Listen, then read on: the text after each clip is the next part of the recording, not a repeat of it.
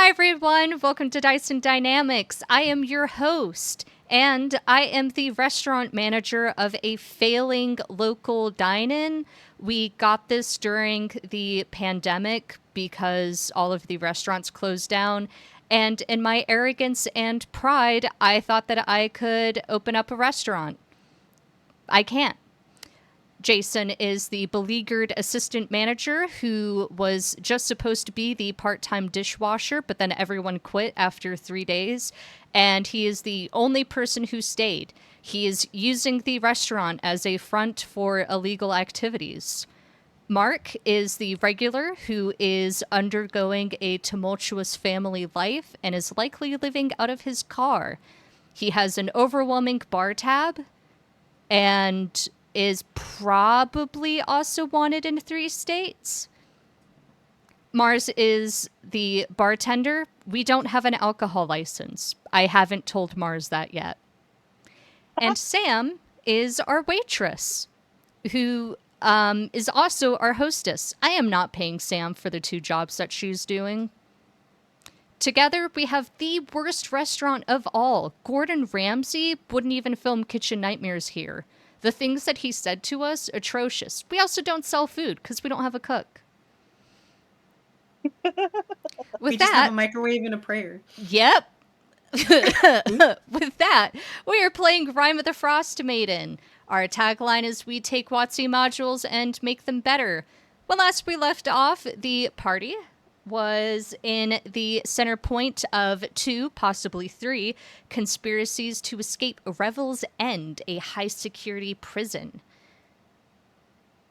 They launched straight into combat, where the anti-magic and several other security measures had been disabled by agents of the Arcane Brotherhood that the party helped do. At some point, the anti-magic systems were repaired, and the kill switch on all of the callers was deactivated. The party last were kind of in a shared consciousness as they found themselves in the memories of an unidentified woman. We are going to start off with the party.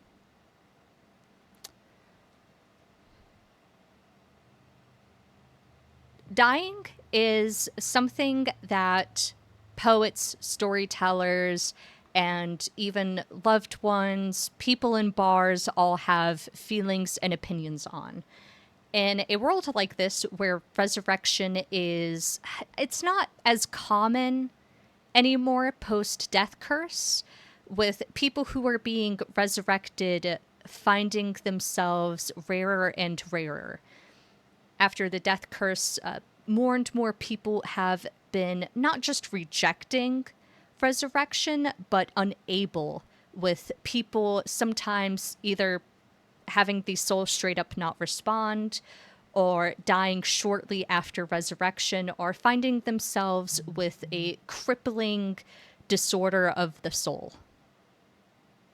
So people who go through resurrection and come back whole and aware and cognizant are rarer and rarer.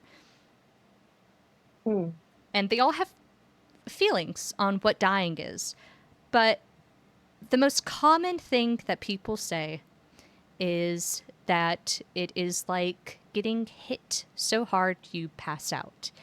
There's a rush as your senses all just go off at once and you stop perceiving. Coming back alive is the more controversial point. Some people describe resurrection as sudden and violent, everything turning on at once, and some people describe it as being gently shaken awake. Fortunately, for the 4 of you, it feels more like turning on the lights slowly, the senses getting flicked on one at a time. And the first thing is sound. You can hear voices, soft and quiet. You can hear someone with authority in their voice saying, "We have 4 response. We have 4 that we need to double check if we're even putting on the slab." You hear heavy footsteps, the scraping of metal, and then smell. It smells cold. It smells like antiseptic. It smells a little bit chemical, like mothballs. And then sight. For one of you, that doesn't mean much. But the colors all come rushing in. You kind of blink. You can see that it's a little bit dark and that you're in probably one of the dressing rooms, judging by the like railings and clothes hangers and lines all around, and then touch, warmth, your bodies pressing against another body. And between the 4 of you, you're all kind of sitting two to a cot, rough linen under you. Your senses come flooding in. And the first thing distinct, you find yourselves kind of moving involuntarily, and something heavy and metal slides off of your chest and clinks to the floor. Someone says, "Up. The 4 prisoners are up." And a woman, very in a kind of light blue, floral blue getup, will come over, and Surf, you recognize her. She was the last thing you saw. She fusses over you, starting with Riptide, and checks your pulse, checks your forehead, and Riptide, she will take a needle and poke at your skin. Do you feel pain? If he's already coming to in his senses, he felt that heavy weight lift? Yeah, I would say he would feel that. Okay. She moves on to Surf. Pulse, forehead, pricks you with the pin. Do you feel pain? Oh, yes, I feel pain. You can stop now. Legato, pulse, forehead, pin. Are the magic collars working? You don't have magic collars on. Yes. On to Anne. Pulse, forehead, pin. Fucking handsy. All good. Pupils look fine. Forehead looks fine. And a voice from a corner says, "All right, get them fucking out of here. We need the cot space." You see a group of still wearing like bulky cold weather gear, carrying in more cots or stretchers with prisoners or guards laid on them, and all of them have some kind of like metal item on them, be it a dagger, a sword, a plate. The room is just filled with cots and bodies on top of them. The woman in cornflower will she disregards Anne, but she'll move over to Riptide and start like kind of pushing him upwards, putting her arms under him and lifting him so he's sitting up, and she'll say, "I really need you guys to get up. I'm sorry. We really do need the space for this." Oh, fuck off. And he tries to push him off as he sits up on the edge himself.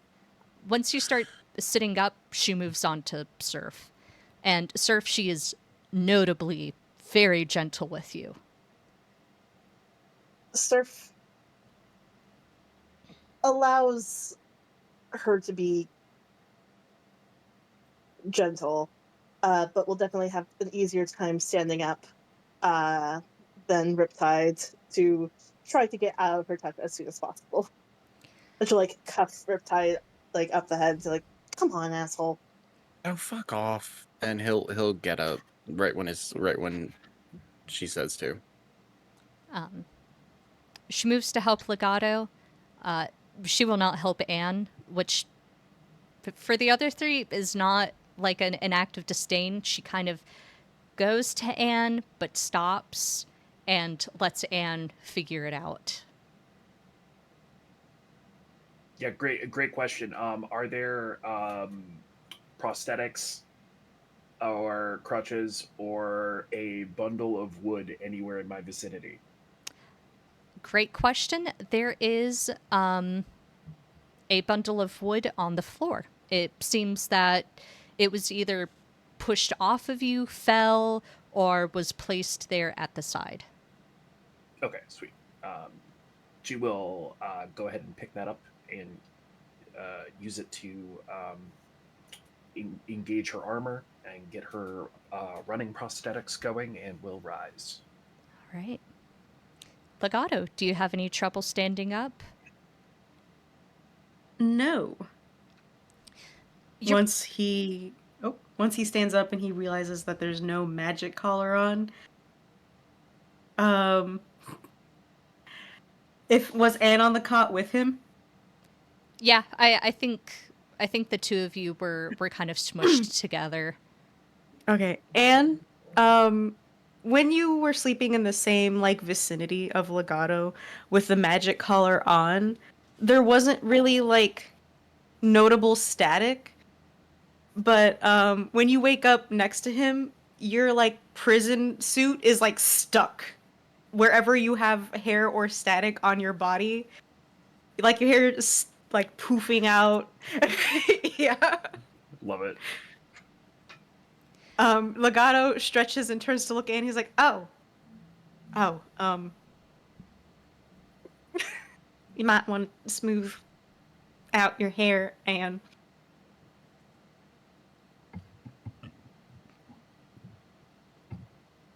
Touch some the stone wall. It helps dissipate static. I learned that in Mage's school. Anyways, you were saying, Fish. You feel sharp. You feel well rested. You feel there's no like grogginess or delay when you guys move your muscles, when you engage your core to sit up. It even for those of you who don't work out or don't engage your core very often, it doesn't feel bad. There's it feels like both you slept for 12 hours but with none of the negative consequences. The dream. Maybe you should die more often. Rip has a look of disdain when he realizes what he's feeling. Ooh. Ooh. Ooh. Ooh. We get benefits of a long rest, is what I'm hearing. Yeah, I think that makes sense to me. Go ahead and gain the benefits of a long rest. However, for those of you who have to prepare spells, you have not had time to do that. So time will need to be set to do that. Mm-hmm. Good prompting. The woman in cornflower blue, she's a human. She has a strong, boxy face, a very like prominent nose. She has kind of deep set brown eyes that are just a little bit downturned, heavy straight brows, and just a little whimsy of a widow's peak, and blunt hair to her shoulders. And she'll say, "Cool. Cornflower Waltz. I'm with the Arcane Brotherhood. So you guys died. We took over. Can we go out into the hallway to talk? Because they do really need these cots. I mean, yeah, just get to getting. We'll fall behind. Oh, okay. Cornflower Waltz. Would be named the other thing. What'd you say? Oh, Joan had mentioned that there was a person who's couldn't be color rut. Yeah. So that was Cornflower making me chuckle. Cornflower Waltz will Cornflower Waltz is really good. turn and head to the door, and she'll hold it open. Another two guys with a cot will kind of like take advantage of it and rush in, but she'll gesture the four of you out. We step out.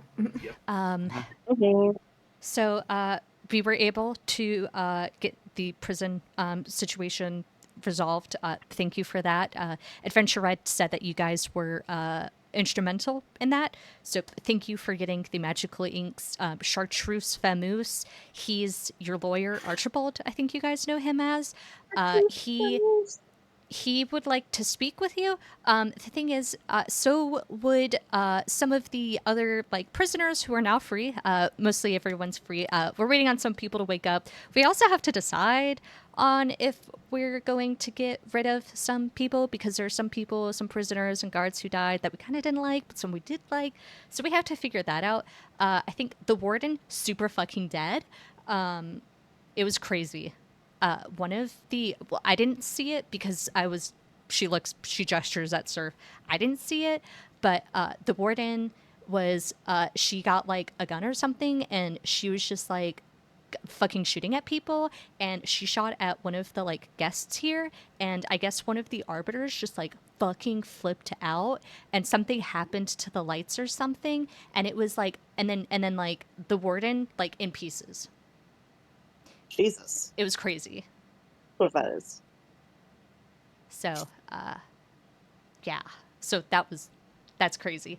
But Chartreuse, Archibald, he wants to talk to you, but so do some of the other guests, because they need some information from you before they cut you loose. So, but we will give you your stuff. But they told me to tell you that they will give you your stuff after. Yeah, that they'll give you your stuff after you talk to them, unless there's like something that you super need. We figured out the bundle of sticks thing for you, Anne, because the prison hospital chief chemist, that big handsome drow guy, he said to give you the stick because you're a druid, and he did druid. I don't know about that. But yeah, Chartreuse Famous wants to talk to you guys. So, and then you need to talk to some of the other guests. That's all.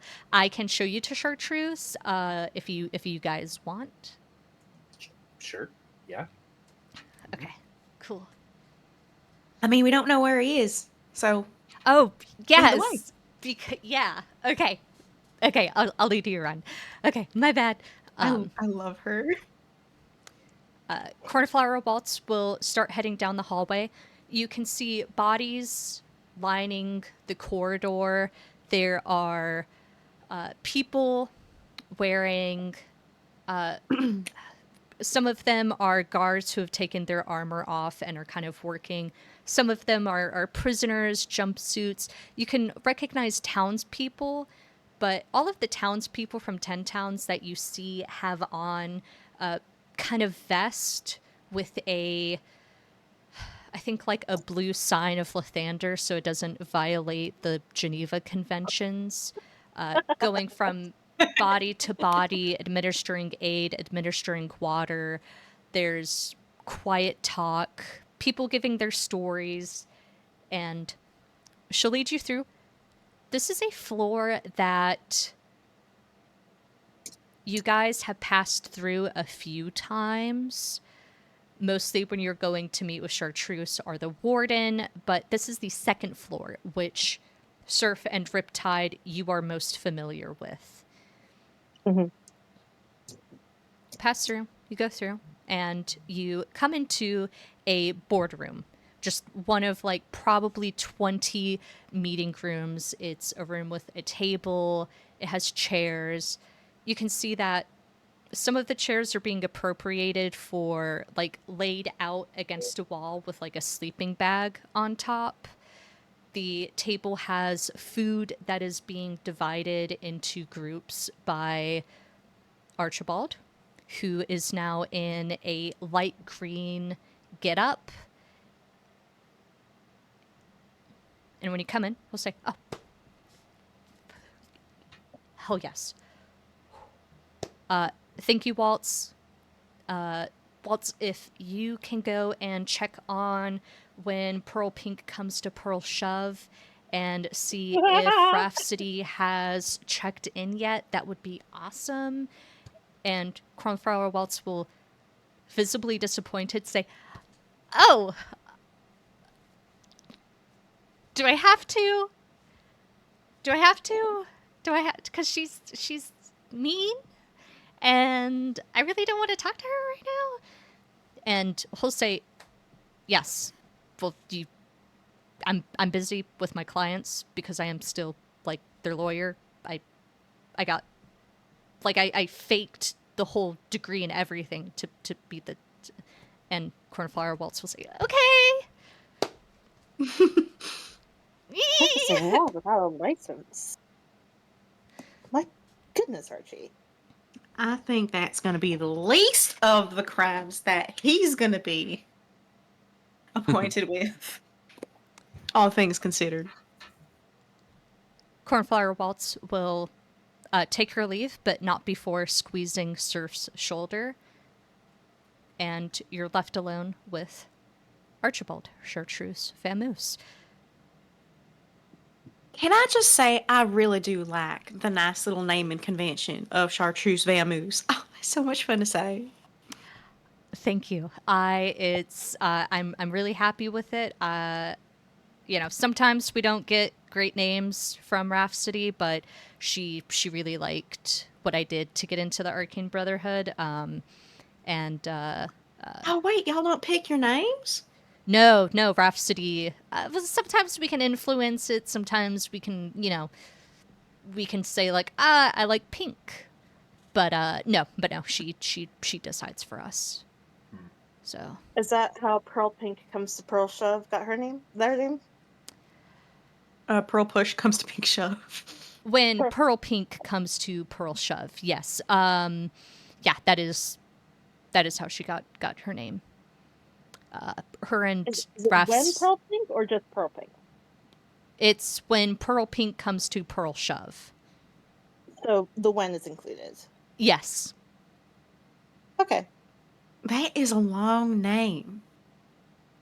Yeah, I mean, her and Rhapsody kind of,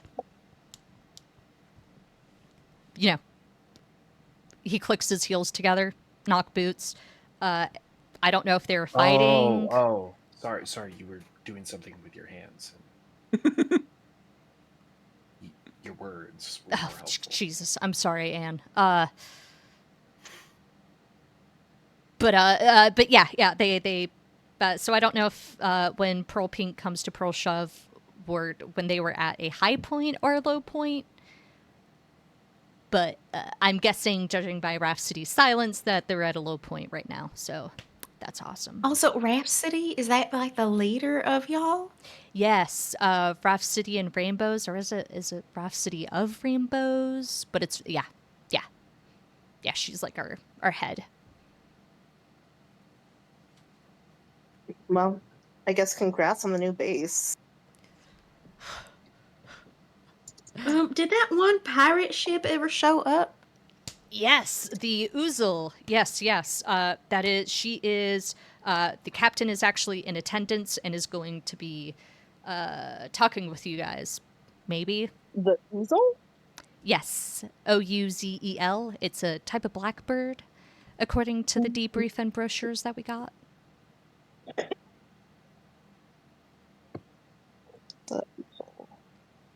Luxury amenities. If you don't mind, who's the captain of that little airship?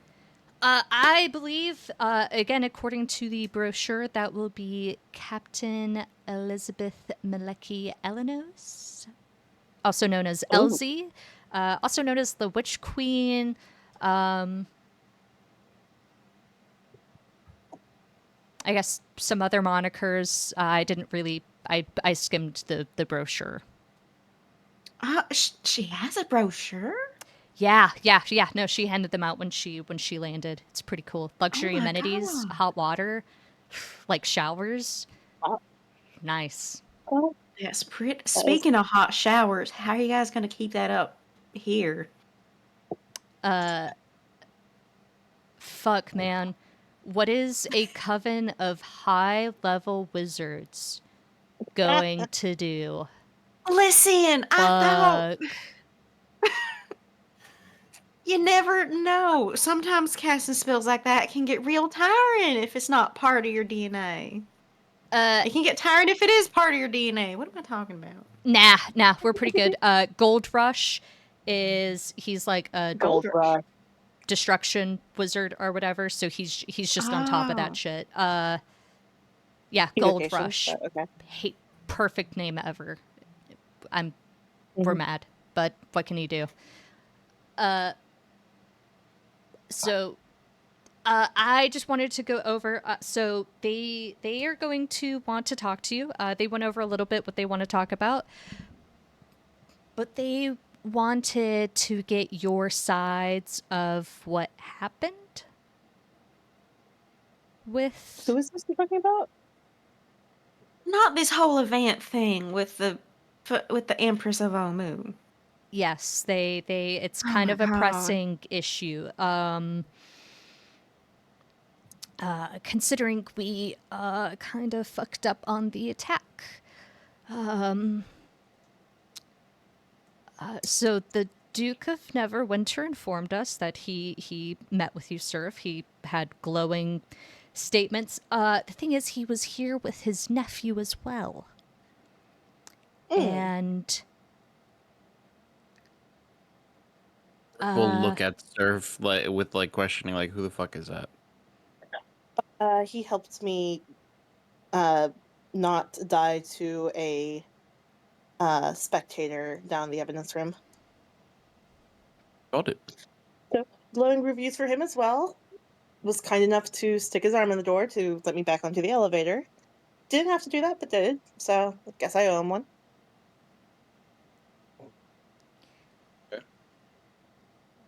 well, the I was kind of an asshole at the very end. I'll have to apologize for that. the situation is tense because Speaker Duvessa Shane is still holding them hostage, which. So what I'm saying is, please think about what you guys are going to say because it is.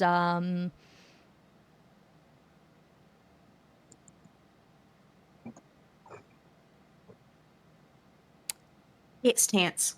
It's tense. It's really tense. But the great news is, no matter what you guys say, you're free to go. I know that they said they have some work for you guys, especially you.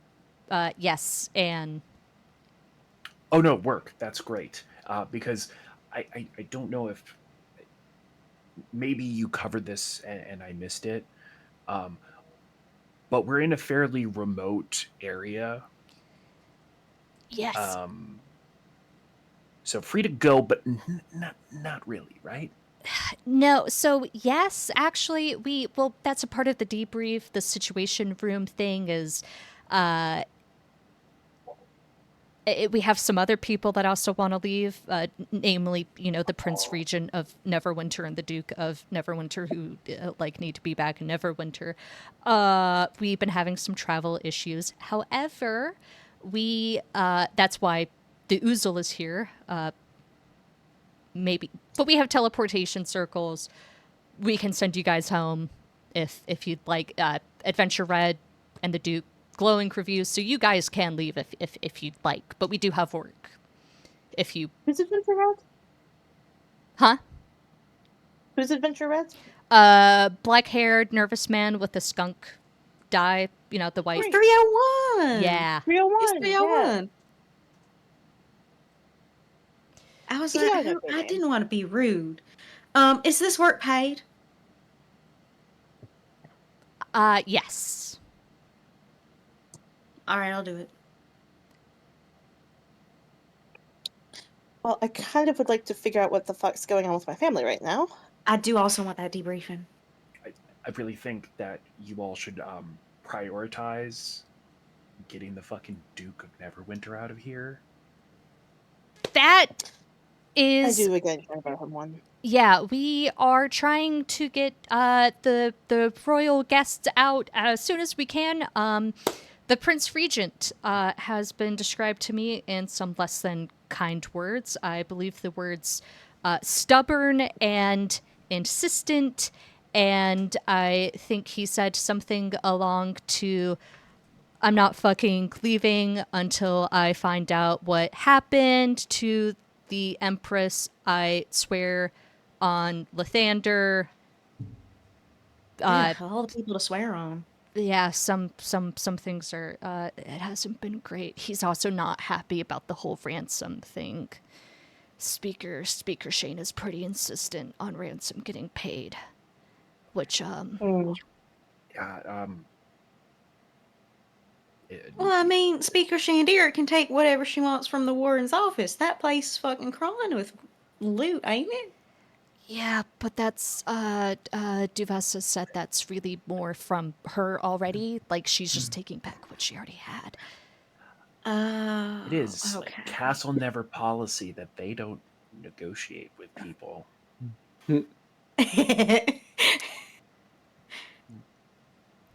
You'll be fine. Wait, Anne, how come you know that? There was already an arbiter here. There was an arbiter when I was in the medical bay. The steel blue, the coat. Well, yeah, but I don't know. You just kind of say that they don't negotiate with kind of finality. Because that's why you have a secret police.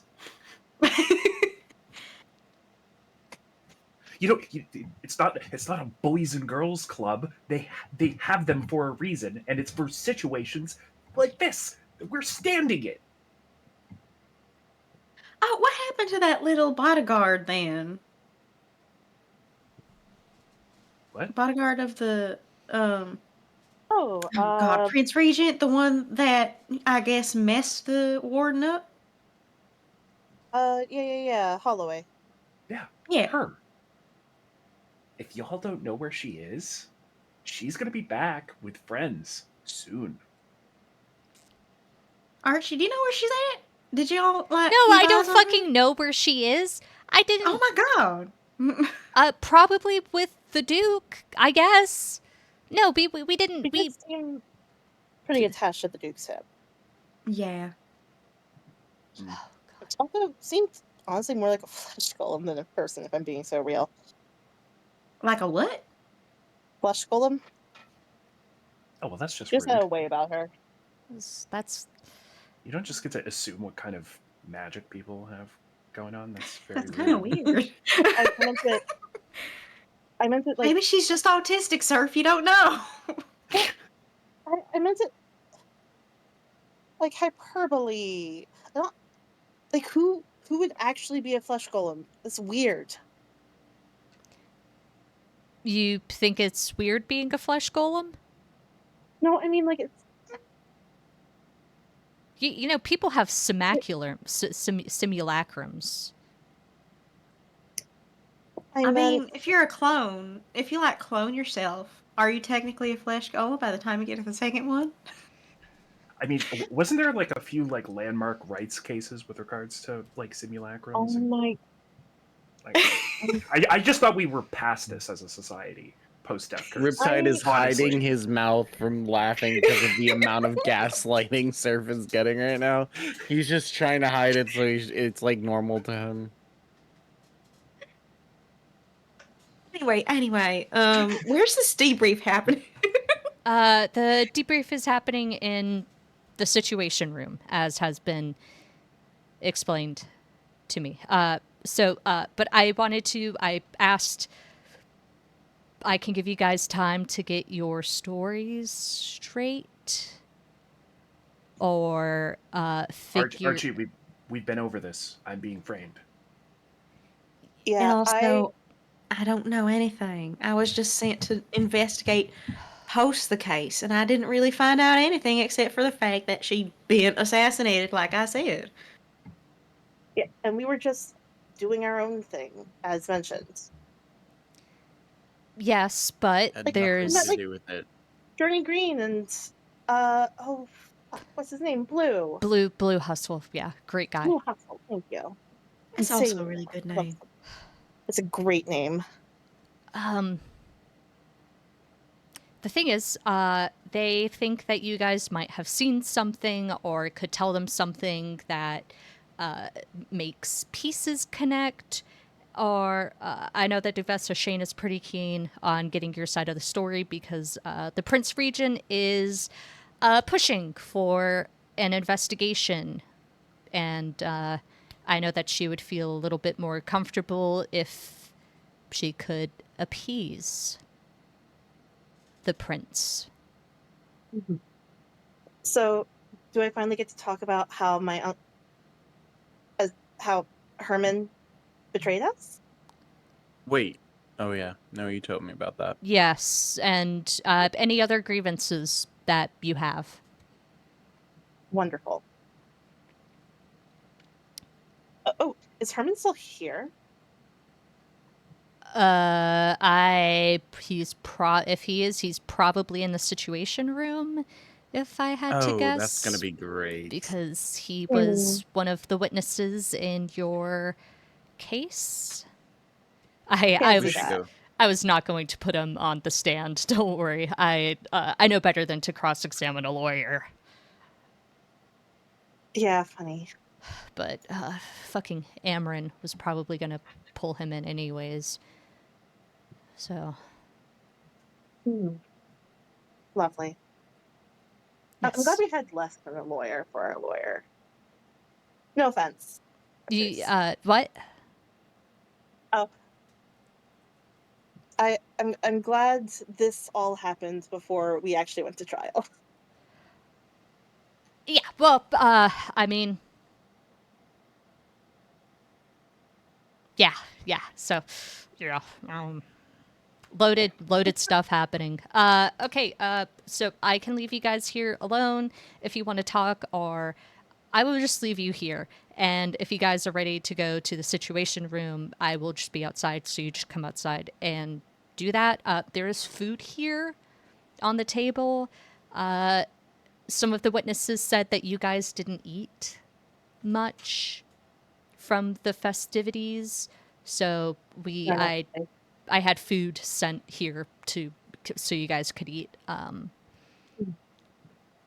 Well, thank you. Oh, is Jabal and Azan? Uh, oh fuck. Hold it. I'm trying to remember what his number was. Oh, my notes got messed up. Fuck. What do he look like? What you thinking about? Um,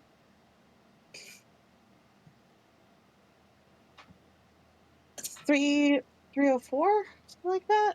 Yo, Paul? Or am I- Yeah, yo, Paul. Yeah, the guy that we were supposed to get his husband out of that jar. Did you get his husband out of that jar? I did. I want to know if they're okay. That's what I'm trying to ask. Uh, I don't know. Probably a question for Cornflower Waltz. She's right now our head of the resurrection business. Yeah, I can't, I don't know. I'm sorry. you're Uh, okay. Fair enough. Great, cool, lovely, wonderful. yep.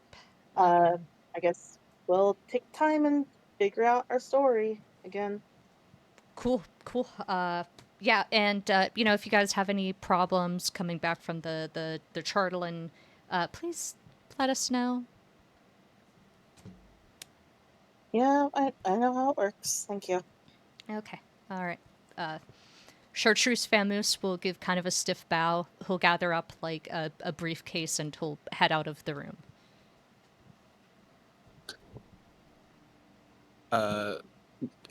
Riptide's going to automatically get up and go get some food, and while he's doing that, he's going to look at Surf and go, "Am I allowed to punch Herman in the face for the shit he just pulled?" I'm thinking about it. Obviously, you get first shot because he directly Yeah. fucked Okay, you. cool. That's if that as long as I get first shot, I'm happy. No, of course. He directly fucked you and just indirectly fucked me. But No, he he very just. specifically fucked both of us. And Dad too, which that one I don't care about. But But this Herman character Why? really gets around. he's our kinda uncle. Oh, I guess not really. He doesn't really want to be our uncle, it turns out. Oh, Yeah, I'm sorry. didn't really expect family to do that, even though we've never done anything wrong to him. Just stopped Mm, talking to him. Which I mm, I understand how you feel. Family can do that kind of stuff to you sometimes. mm. No, you get first shot, but I expect within like less than 6 seconds, he's going to get hit by me next. Wonderful. Just make sure to I don't know if his husband's here. He seems kind of like not the guy to push off. Well, if he understands it's a family matter, I would assume he doesn't get involved. And it's Yeah, not but like he's we're going to also like a beat the freedom shit. fighter from Faye. One of those. Hmm. How how he ended up with Herman beyond me. Anyways, we've discussed this before. Getting off topic. What are we saying to this guy that will like appease him? We don't have to actually say the truth as long as it makes him happy. What Um, what is even the answer he really wants from us? According to you two, pointing to Legato and Anne, you two have nothing to add to it, and I was arrested in a back room. I don't even know shit happened until we met you two. well, I was sent to do like an investigation with a Miss Regidia Semper. There we go. That's how you say that name. Vegeta. Oh, I'm saying it. Unless you're telling me that's how you pronounce the name. I mean, I've heard about her columns. Vegeta? Yeah. Okay, Regita. Um, and Miss Wisteria climbing over the rocks. To basically look around at the scene of the crime, essentially. Um, and I was able to determine a couple things. The main thing that she was assassinated. Good start. Good there start. you there you go. You know, every good story starts with a grain of truth. So there you go. You've got that story, and just like zhuzh it up with like, oh, and like from the blood spatter on the floor, I was able to know that this body felt that way and that body felt that way, Well, and actually, they'll be happy. well, I mean, it would make sense because so we went to that little sandwich shop, right? Go down the street, there was this absolutely demolished house. Like, it looked like a huge fight broke out in that house. Somebody got fucking tossed out a window, something got burned. There was like that, you know, that feeling of like residual big magic? That kind of situation was there. But most of all, it really just looked like a fight broke out.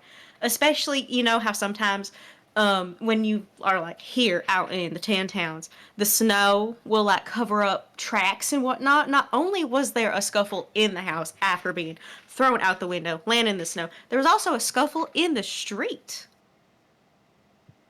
And it looks like there was an area where um like somebody just like popped out. But that makes sense that somebody would have popped out of the ground because underneath the bar itself there was a tunnel. Um, so it looks like there might be connecting tunnels underneath some of the tan town. Anyways, but yeah, she was just like super assassinated. Yeah, there you go. And spin them a little details, send them on a wild goose chase, and they'll be happy. Yeah. I forget, how are you caught up on all this? Anne? Framed Wrong Yes, place, framed. wrong Where did they time. pick you up from? The street. Wait. And were you fighting in the street? Maybe this hasn't come across. Generally speaking, I can't see. So yeah, when people start just grabbing me, I do have a tendency to fight. Yeah. No, what I'm saying, did you fight in the space between that little sandwich shop and an area where a house could have been like super fucked up? Why would Anne actually be a part of this? She would have said already. Like, Well, I mean, who are we going to fucking tell? Doesn't she said help that us. she didn't say that she assassinated the queen. She said that she was in the wrong place at the wrong time. That doesn't mean that whoever did assassinate the queen wouldn't have scrapped with Anne in the street or tried to, like, create a situation in one house and then fight Anne in the street to make it look like Anne had killed the queen. Maybe. Like, you can So, at did least you say that. fight in the street, and did you hear like anything happening in a house down the street? Again, I was in the street. Sorry, here. I Did got you hear grabbed. anything? Did I hear anything? I mean, Like there did, like, again, the house down the street, super big scuffle. Somebody fell out of a fucking window. I feel like that's something you would have heard. a fireball probably went off or something. Wait, what? Wait, what? The house was destroyed. Oh, Yeah. okay. I said like the inside of the house, it looked like a And whole you bunch said of magic had and happened. yeah, and you said big lingering magic. So like, yeah, I mean, I guess, but I mean, what's a fireball going off versus a gun versus, whatever. Contrary to popular Okay. belief, my other senses didn't get stronger just because I'm fucking blind. I didn't say that either, and all I said was I feel like you would have heard what was happening down the street if it was big enough to warrant all that happening in it. Mm-hmm. But you never know. Maybe you got cold clocked and you just missed the whole thing. Well, I did go unconscious, and then I woke up fucking here. So Okay, interesting. And you were brought in just before I was. Legato pauses and he's like thinking and he's thinking. Look, you can't seriously be thinking Anne actually, like, was involved in I this. don't think that she killed the queen. I just think that, like she said, she was in the wrong place at the wrong time. But if she doesn't remember anything, or, there's still. He looks around at, like, all the people milling about. He's like, why would she want to say anything? Fair enough. He's my roommate. I ain't no snitch. Mm-hmm.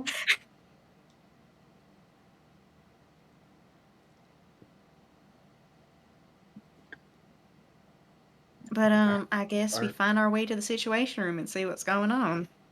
Well, okay, so our story is you went to go deal with the gold at the Bradagast place, whoever he was. I got punched, ended up in jail already. Uh, went to speak with Herman and uh, oh, I'm so bad with names. He's very important to me. Fuck. Didn't you impersonate someone? Yeah, I impersonated Faye, the leader of Oh Clean shit, not Sky. Faye. Zargarok. Thank you. Yes. She I can mean, be boring at times. And you uh, said you were involved in what, like money laundering, Rip? Bribery. Bribery, money laundering. Um, or insider trading, I've also heard it called. Mm-hmm. It was That just it always was a setup from the start. That's what it was. it everybody is was. being set up. Mm-hmm. Pretty much. Yeah. What Well, what were the circumstances? Oh wait, no. Legato's once again looking around. Is there any place that's like more quiet, or You they're still you in the room with Chartreuse? nope. You guys are in like a We have the closed room. boardroom. You Yeah. are Okay. completely isolated. This Okay, is great. like dropping the DM screen. This is you guys can openly talk about how you guys act on that information, like how your characters act on the information. That's fine. I'm telling you, nobody's eavesdropping. Maybe. Probably. So, Rip, what were the circumstances of this supposed robbery? As in what? What happened? Well, just like, what was the reason that you were framed for this robbery? Who was involved in it? People, the last I know, people from 10 towns who my father was making a deal with when it came to their materials. Okay, so it's possible that your father might have like stiffed him or was trying to get in good with somebody. No, I had the money for them. Like we Oh, were but we were sent with the money. you were sent with like a shit ton of money to bring to Curry supplies for him. yeah, Well, basically just like to get top of the to be first on the list for any Shardling coming into Waterdeep. yeah, pretty much. Charlarian. He if you don't know who our father is, he has his hands in fucking everything when it comes to Waterdeep, and he Nami land wanted here. That's why we look at this. Oh yeah, the whore. Continue. not wrong. Yeah, we've heard that before. But he wanted to be the first, and given the fact of where he sits in Waterdeep, he figured he could throw his weight around, and he got a conversation. And instead of him going, he sent us. And The it's conversation had Okay. already happened, and so we were being the ones to send the gold as a, form of goodwill, I guess. So the kingpin used his kids as a linchpin. Interesting. It's not the first time. well, we also don't know if it was Herman that set us up for that too. He basically said so. Like, Yeah. he basically said that like he had fucked up, and Dad had fucked up, and so he was doing all of this to protect Mom as much as he could, and like was putting us in jail because that's where we're safe or some shit like that. I don't know. Then What let's bullshit.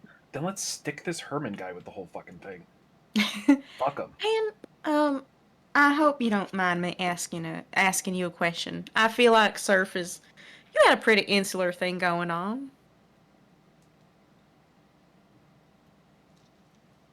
Me? Yeah, you, Surf. I'm talking to you.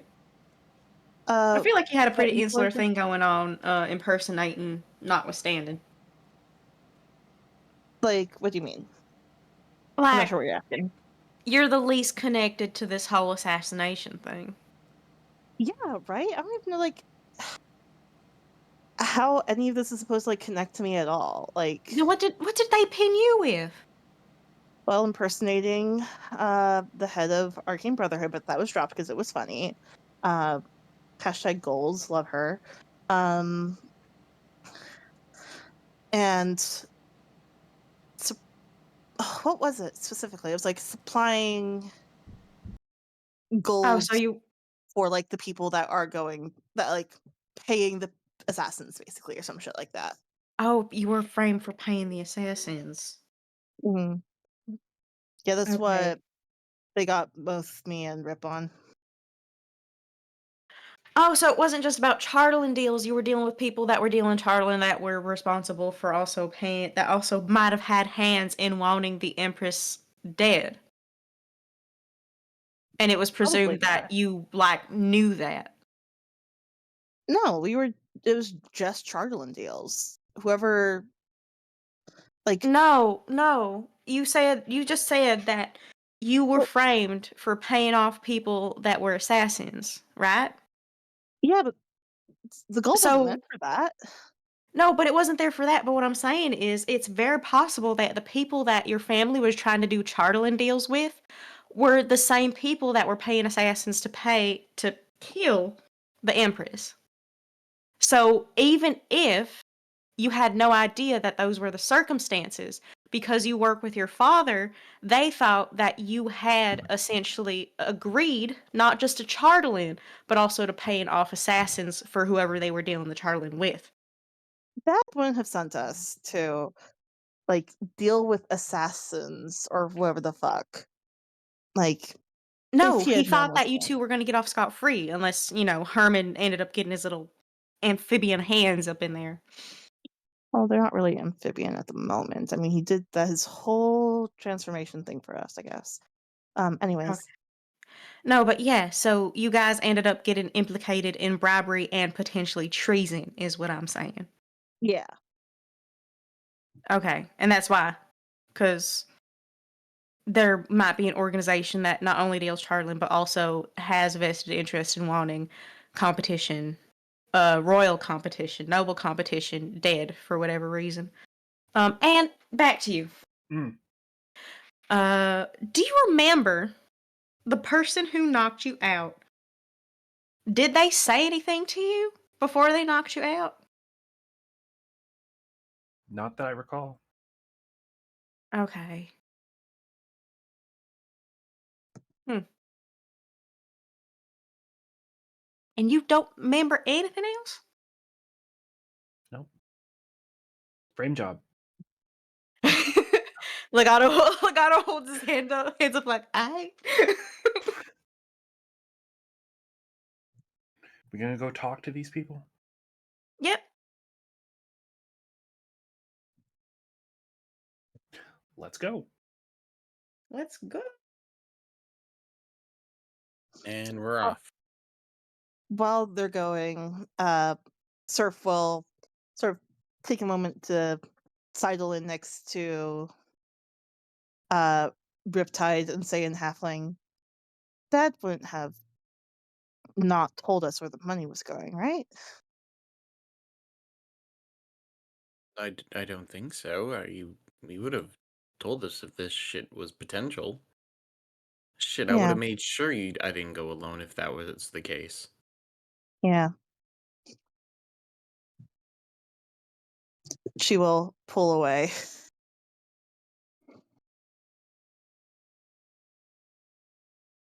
You're muted. It a lot on her mind. Chartreuse will smile as you guys come out. He doesn't say much. He just leads you.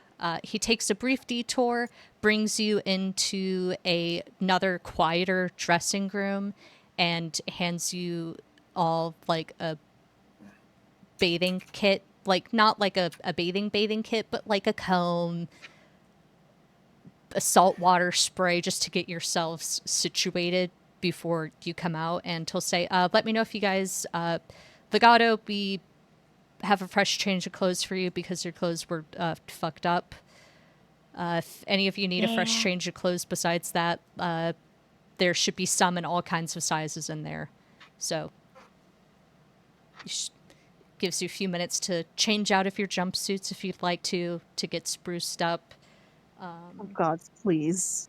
Fucking yes. Legato's still covered in like blood and acid and shit, right? He is not. Ooh. Nice. Either someone Like, yeah. bathed him or prestidigitated, but he is like cleaned up. Hell yeah. Yeah, I imagine they don't want random bits of viscera ending up on the Chardolin slab and coming Charlie. back to life. Ooh. Yeah, Rip is gonna take advantage and get some look through the clothes and try to find something that fits him. Yeah, Same. it's mostly jumpsuits. Some of it's like the guard underclothes that they would have had. So like it's not anything great, but it's all separated by size, so you don't even need to look. You just have to find men's medium and put it on. So what was the colors of like the guard like clothes? I believe they would have been a type of blue. Dark or bright is Uh, my only question. I would say dark. He's Yeah, gonna too find fast with the one. light jumpsuits. He's gonna find one, and he's going to rip the sleeves off. Lovely. Yeah. Man, And then didn't just expect Rip to take us to the gun show. listen. Yeah, he'll do that, and he'll find a pair of their slacks or something, and tie it up so that way it stays on him. But that's mainly what he wants because he doesn't want to wear that fucking jumpsuit anymore. Yeah, that's more or less what Surf does. She like finds like a baggier pair of like the guard's pants, like 2 sizes too big, and like cinches them at the waist, so it's like a nice sort of like uh voluminous look to them, and like cuffs uh the Yeah. yes, the pant legs. Jesus Christ. And like will like toss on one of uh the jackets, like uh in like as faggoty as a gay as way possible. We're still on Twitch. The clothes here are Oh, right, sure. very traditional. I wouldn't say that the clothes are like outdated. I think tabards and tunics and brays are evergreen, but there aren't slacks. There's tunics and tabards and overcoats. Cool. Yeah, she will somehow make an outfit out of this. Okay. Legato just takes whatever fits and whatever causes the least amount of static. All right. Anne, do you want to chime in with your outfit change? No, because she's not changing. Brilliant. She wants her shit back. Real as fuck. Chartreuse will keep, once you guys filter out and you've made your changes, Chartreuse will guide you out, guide you through, and bring you to, and this is a part of the prison that Surf and Riptide are unfamiliar with, but the hallway feeds into a kind of large open room, and you can see where like there are more hallways that feed into this. This is a very central part of the prison. You can see a ladder that leads into what must be a part of the panopticon, and on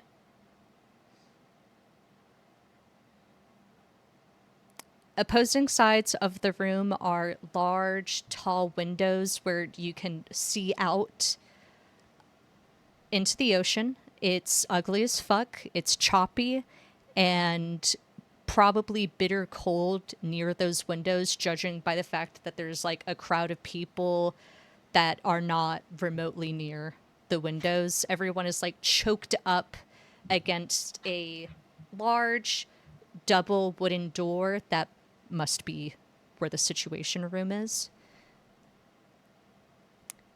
A crowd of people are gathered in front of this door. A few figures jump out to you. You see Duke Castiel with Arbiter Holloway standing beside him. You see a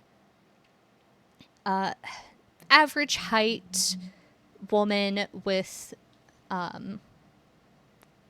very freckled skin and golden blonde, dirty brown hair, and very nice, very formal wear standing with the two of them. You see Azon. Anne. You see Shago. Sure don't. No, you sure fucking don't. That's right. There is a woman wearing what is clearly like a news reporter getup and is talking into her like into a wand standing opposite of a man with like a camera on him, and a very dazed half elven man, the furthest away from the crowd, the closest to the window, sitting against a wall with just kind of holding himself and rocking back and forth. When the four of you break into that space, you can see the faces look up. Duke Castiel begins to say, "Oh, my friend and companion." And the news reporter is on you guys like piranhas. Surf, this is something you're familiar with. Riptide, a little less. The other two, not at all. And she has the wand in Surf's face fucking instantly.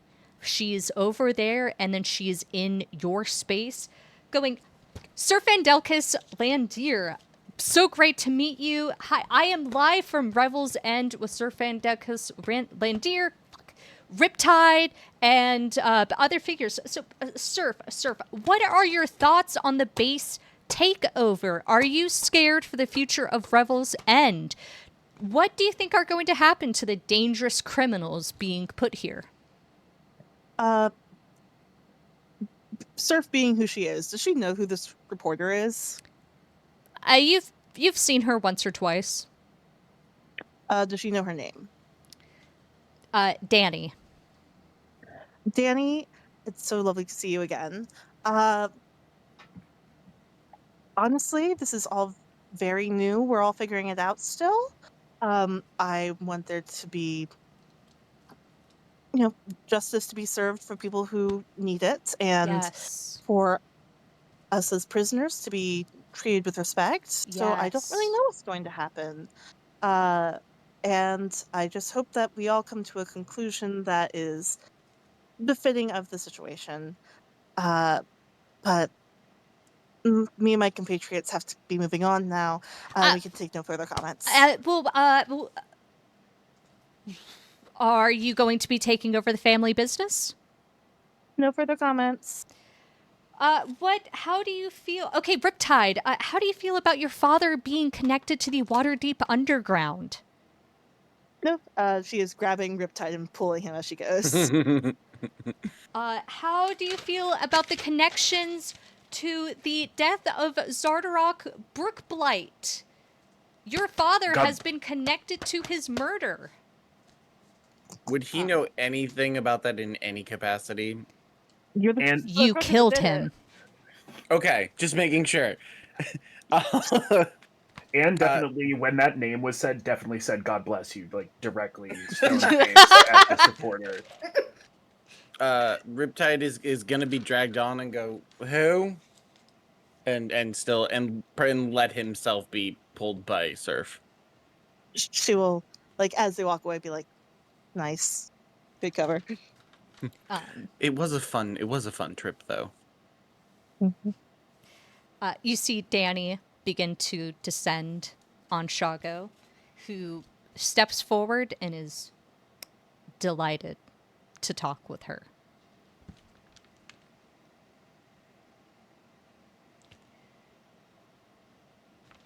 Was she the one who bombarded us outside of the Spectral Servant, or was she someone else? No, she does a lot of stuff for that one paper no one reads. No. Got it. Mhm. Still trying to find that I one. hope she doesn't come back up to us. That was a bit startling. You get used to it. All you have to do is just smile, look at the wand, or meet their eyes, know their name, and Let Surf come up do with the the most talking. bullshit. Exactly. He Oh, knows. that's what I was gonna say. Surf just tells me when to throw them away because they're annoying her, and I find that fun. It's usually my favorite part of the interviews. Mhm. Duke Castiel's voice. My friend, Surf, please bring your friends over. Make introductions. Don't leave me hanging. It's pleasant to Oh, see that you yes, all.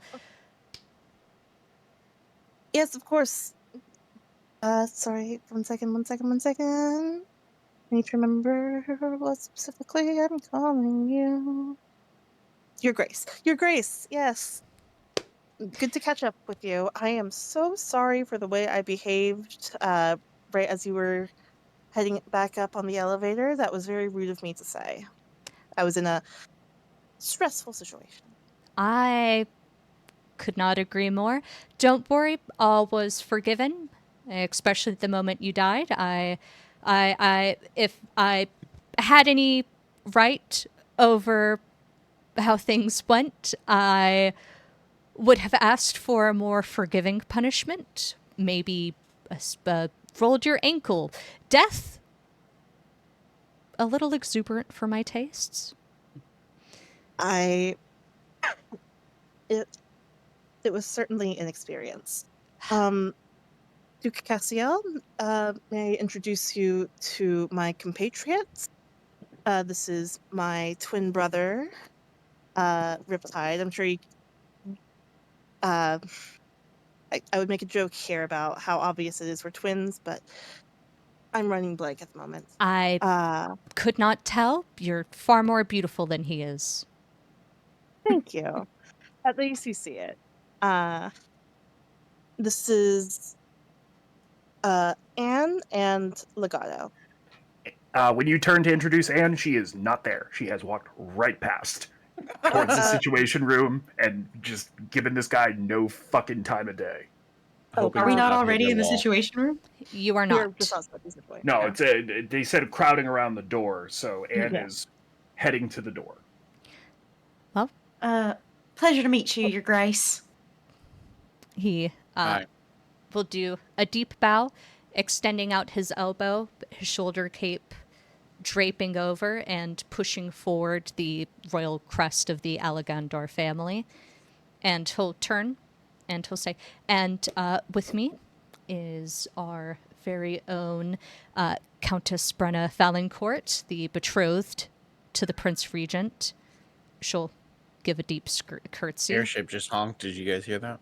Nope. Yeah, Yes. right. What was her name? You said Valancourt? Yes, Brenna Valancourt. Brenna Valancourt. Interesting last name. He does not introduce Arbiter Holloway. And Arbiter Holloway. it's good to How's see you again. Holloway's face looking? She looks fine. A little stoic, but she looks fine.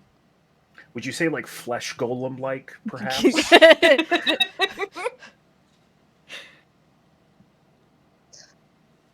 Uh, Well, well, anyways, we should be getting into into that uh room. into the room. But thank you so much for saying hi. We will be talking later. Of course. Oh. Before you head, your friend Anne. Do we have a last name on that, or is it just Anne? Oh, Honestly, bird. I think- Hmm? Bird. It's like a Bird? bird. Yeah. Don't remember which, but it's a bird. So Ann Bird. And bird. Okay.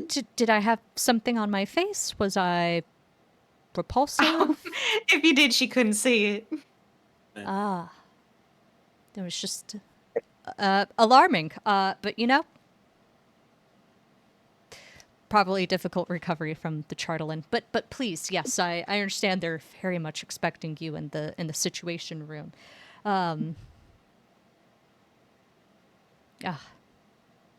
Have fun. Nice to meet you, sir. Ma'am.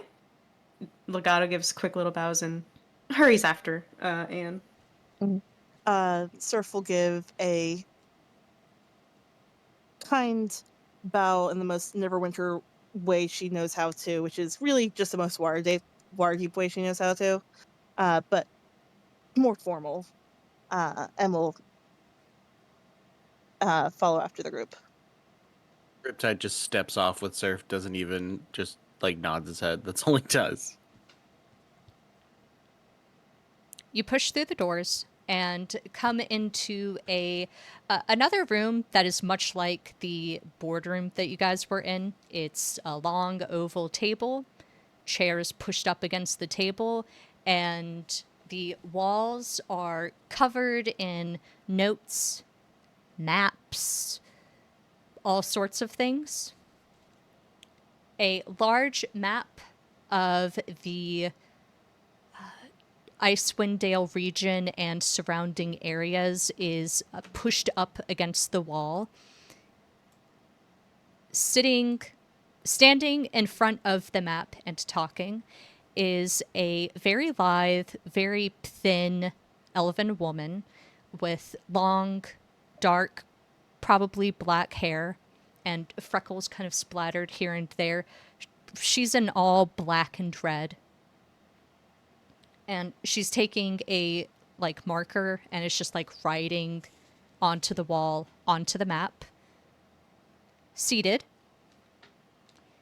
is prisoner 304, Yopal, who has clearly saved 4 seats at the head of the table for the 4 of you. Oh shit! I forgot to say hi to Aslan. Fuck. Empty chair between him and what is undoubtedly the Prince Regent Corollas, judging by the rich royal blue and the crown situated on a, blonde curls. Another empty chair separating him from a tall, very handsome Cholton man who bears a striking resemblance to Yopal. Next to him is an absolute brute and giant of a human man, just a guy who's taking up like 2 chairs. The only way to describe him is bear. He's just like a bear. Lots of hair, big, warm, kind features. Next to him is Speaker Duvessa Shane. There is another remarkably kind of rough, outdoorsy man wearing the blue Lathander crested vest. And standing at the door, as you guys come in, like standing up against the wall, is Herman Locke with his husband. And then on the other side is another couple, a average height elven man in a like formal tuxedo jacket, a yellow tunic, very formal yellow tunic, and then a very lavish black and red tartan kilt with gold embroidery. And next to him is an elven woman that Surf you recognize because you saw her cleavage. Except this time she's in a long-sleeved plain black shirt, but is wearing a black and red tartan dress with very rich, fine gold embroidery kind of fanning out against the floor.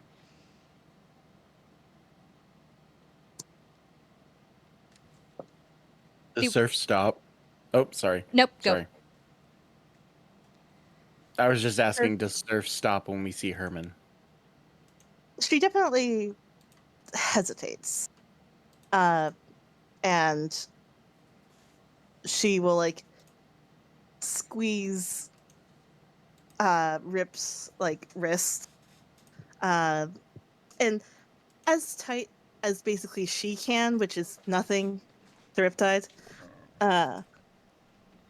And we'll say, "Hello, everyone. Are we interrupting?" The woman at the front was mid-sentence, and she'll kind of... no.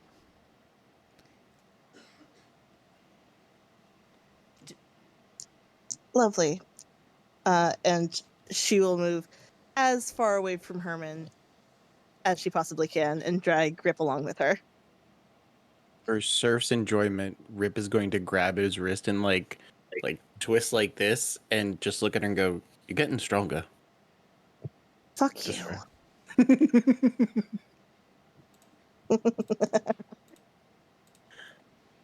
Yes, he absolutely gets away from fucking Herman.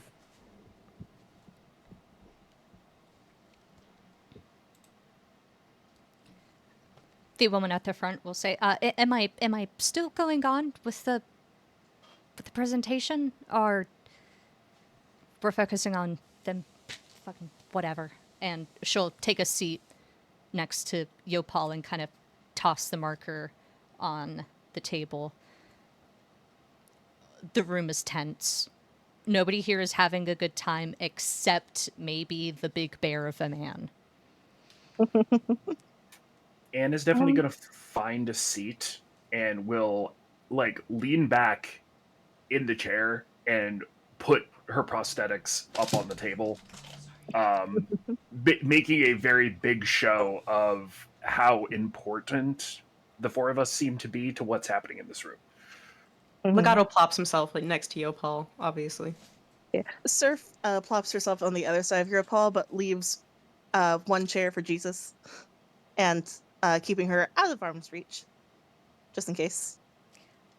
The empty chair next to, on the other side of Yopal, is right next to the Prince Regent. So you can still sit there if you'd like, but there's no other empty chair between.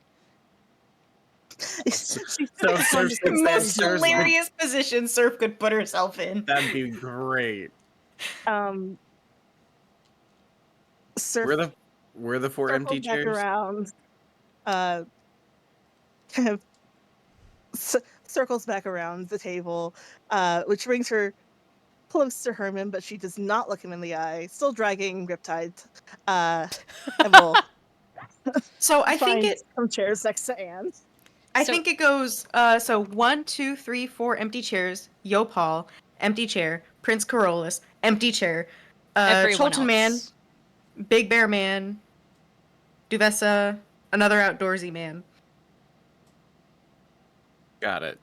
So Rip will be in between Surf and Yopal. Legato. Yeah, Legato, and so here's That's the thing. right, Legato's Legato's sitting next to Yopal, so there's 3 Got it. seats on that Yeah. side. Got So it. now you're He'll sitting next to Legato. I'm sitting next to you. And And Anne's Anne at is the sitting end. at the end with her feet kicked up. Yep. Yeah. All right, that works. We found it. We got it, chat. Sorry, that was so instinct. So that was really good. That was really funny. So instinct. My bad. Oh, fuck, excuse me. So, would it be too hard to get some introductions through here? I recognize some of you, but not everyone. The Prince Regent talks. He will stand and give a stiff bow, and he'll move to the front of the table and he'll say, "Wonderful, everyone important to the what needs to be conducted today is here. Lady Gwenestry, could I trouble you to keep the minutes?" The elven woman in the tartan dress will give a very polite bow back. She doesn't say anything, but she'll walk to the table. The elven man behind her will pull the chair for her, push her in, and Captain Elsie, because I'm done using titles for people, will pull like a notebook out and a pen and slide it across the table. The Prince Regent talks, and he'll say, "Prince Regent Carolus II Alagandar, I was here to attend the execution of Na Shilatal. Of course, things intervened.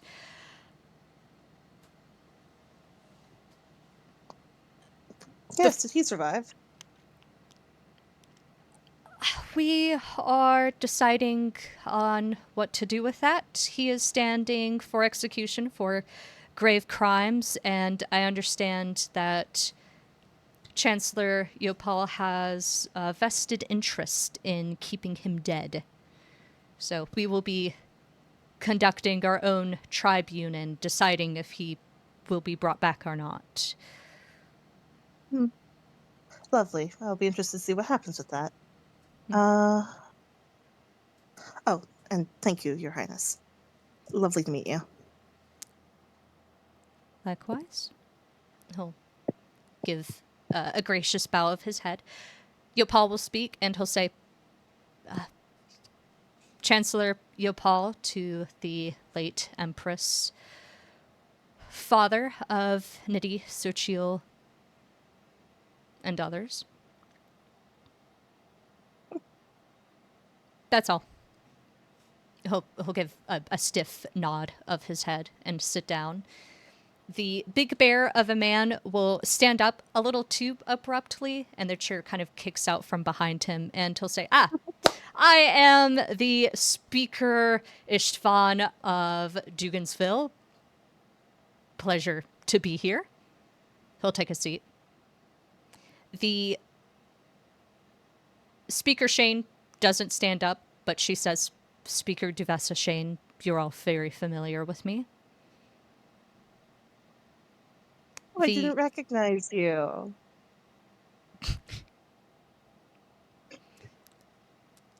She looks at you and she says, I think like a little dryly, I had work done.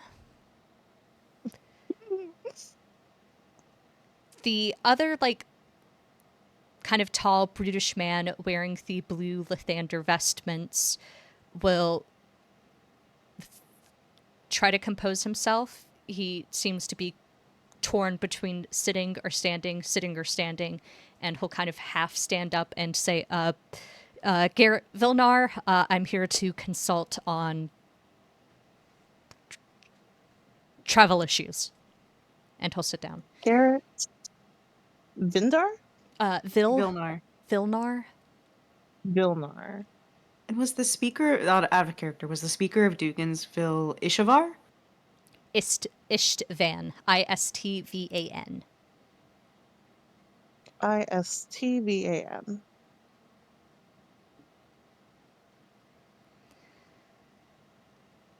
Thank you. You bet. Thank you. And then the elven woman in the black coat will stand up and she'll say,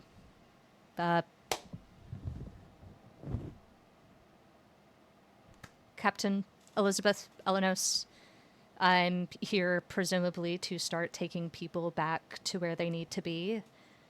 I'm also here to consult on some of the meteorology issues that we've been having. And that's my mom and dad. Over there.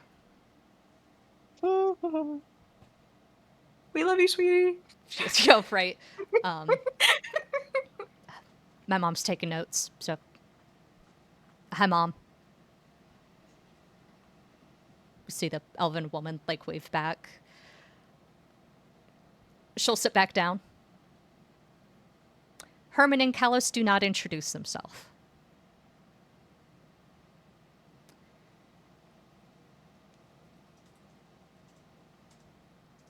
The prince. And I think we're still missing some names.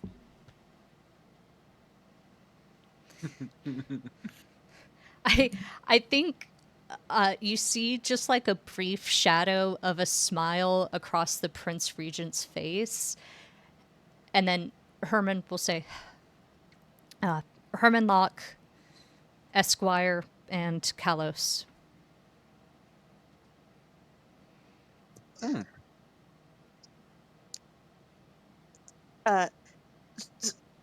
She does not give a reply to that. She simply just needed them to squirm a second. Well then, since we're all here, We were told that you wanted to hear our side of the story, Prince Regent, Your Highness. Yes, and I am conducting this meeting, but I appreciate your instinct to take direction. Yes, part of this, and why you're attending here, is to get your side of what happened. As I understand, your trial kept being delayed, which is a miscarriage of justice, and I can safely speak for the Empress when I say that this would grieve her almost as much as dying would. We do have a pressing issue, though, which is, of course, that it is the late Empress's wishes that on the event that she was executed, died, that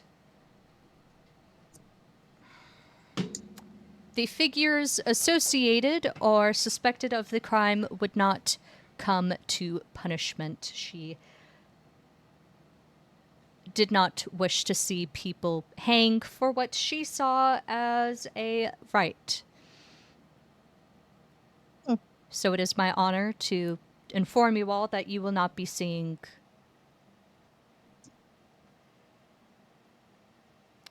consequences for what must be a tragic coincidence.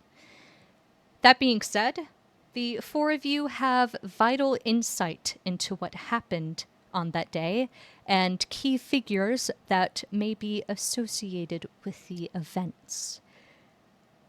Neverwinter is more than keyed and ready to launch their own investigation and get into the bottom of this, as we suspect, Duvessa Shane, that 10 towns backed the assassination. Likewise, we still have a missing 13-year-old girl who could be anywhere at this point.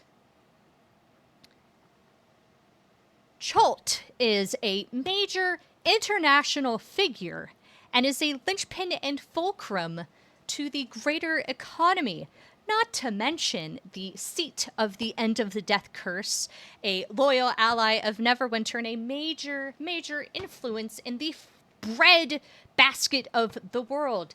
Having Cholt with a unknown leader is unforgivable in the current situation. I, and I'm sure everyone seated here, would love insight into what happened, starting with the night before. Herman, you testify that the two of them, these two, Vandelkus Landir, that Tsunami Landir sent them to give the money that was used to pay the assassins sent after the Empress. You launched into a fight over a baby shower. I've got your side of the story. I'm not going to have you elaborate. I don't want to hear it again. But let's start off with the twins, the two of you. What on earth were you doing in Bryn Shandir at that stupid tavern the night before the assassination? Kithorn 12th. Well, I was getting punched by Opal. Oh, Fish slammed her I'm- desk so hard she froze. I'm still here.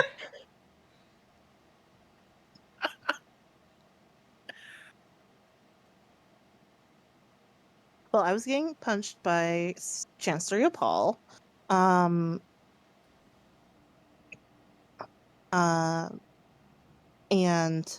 but after that, I was escorted to speak with Herman at his estate. Riptide is going to very pointedly glare at Herman. Go ahead and roll me insight. Oh shit! I get an insight roll for fucking ripping his face off. Let's go.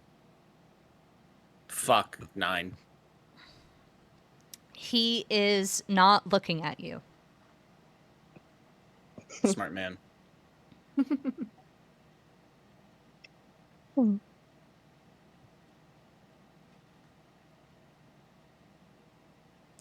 And there I had a lovely time reconnecting with him, meeting Kalos again,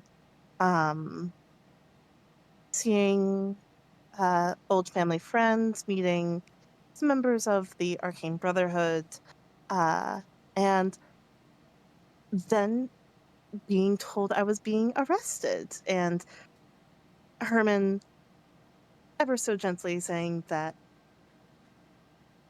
it was me. They wanted me. I was the evil person, even though I had no idea why I did.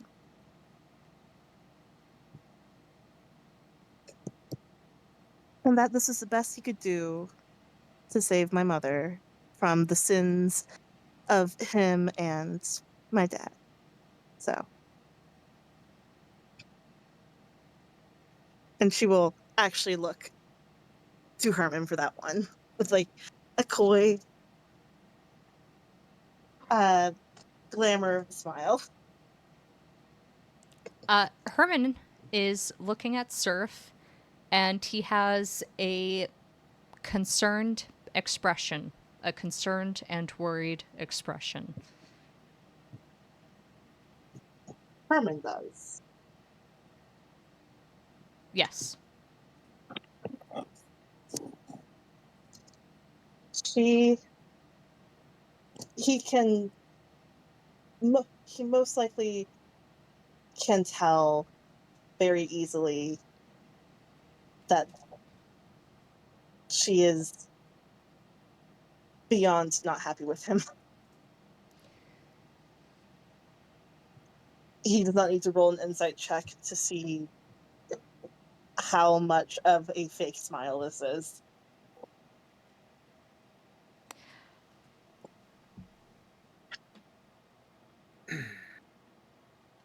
Okay. And the Prince Regent will say, okay. And speaking of your parents, did your mother ever express frustration over the falling out of the textile deal with her and the late Empress? Fuck if I know. Yeah, she doesn't tell us shit about what's going on with business. Was she ever notably stressed? Any differences in behavior after the deal fell through? I understand that your name is cited in a few of the deals. It seemed minor, but I understand that you have dealings with Xochitl, with extraneous members of the Chultan royal family. So Chiel and Yoheved and I are close. One could say it's a complicated situation. But Anne, we are friends there, at least. Anne, I would like you to roll me a perception check. That's a terrible idea. A perception check. Believe it or not, she is proficient in them. Just not. 12. When Surf says that her Yoheved and Xochitl were close, she does not write anything down. And Gwenestry has been pretty good at writing down like everything that's been happening. Interesting. Continue, Sam. Interesting. She just must be fine with it, by the way. I guess. Definitely. She's here for this. She ships it. But yes, the three of us are close. I would consider are close, despite she throws her hands at all this. Anyways, but again, Mom thinks it's best that we kept separate from the family business, just to not have that hanging over our heads, even though it is kind of our job to inherit it one day. And, but that's family drama. Riptide,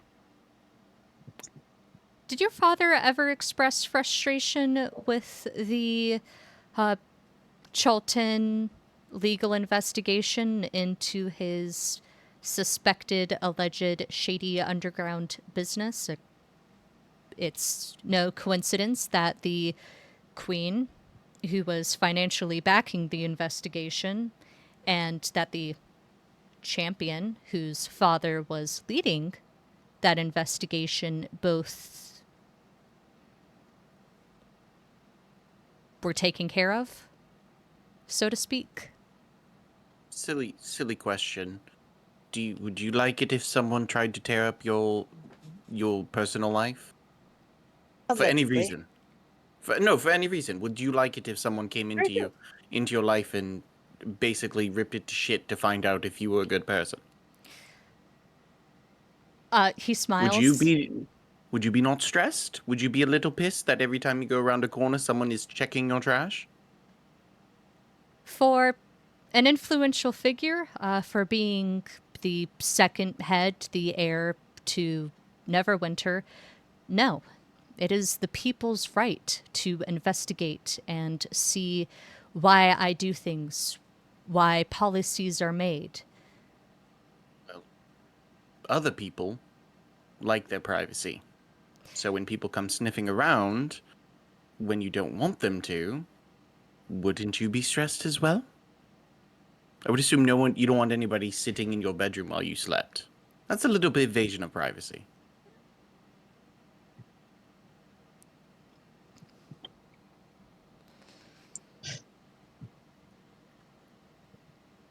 He had words, but none of them violent, if that was what you were wanting to hear. Thank you. She's the better talker. That is why I'm here, yes. Well, I just want to remind you of your family's station as nobles of Neverwinter. Yeah. Complicated. Neverwinter doesn't really have nobility, but I know what you mean. Did you just say that Neverwinter doesn't have nobility? Waterdeep, Waterdeep. Sorry. Well, the Landier, a Neverwinter name.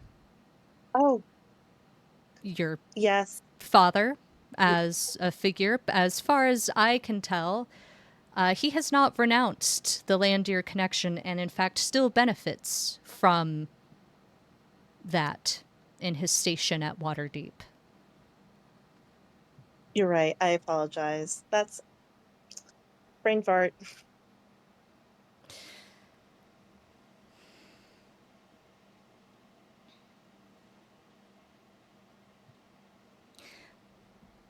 Riptide? You Yes. were the first arrest made. What is your side of the story?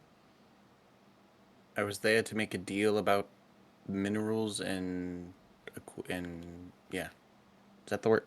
This is Mark going. Is that the word? Charlton. Thank you. Minerals and Chowderland. That's what I was there for. Who were you meeting with? Guess it's probably in the paperwork. I don't remember. It's been how long has it been? You think I'm going to remember with all the shit we deal with? I would hope so. It was the most important day of your life. Very well then. Did you notice anything suspicious before the arrest was made?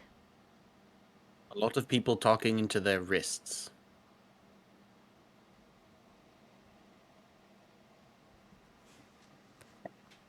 You said something that interests him. He nods. Hmm.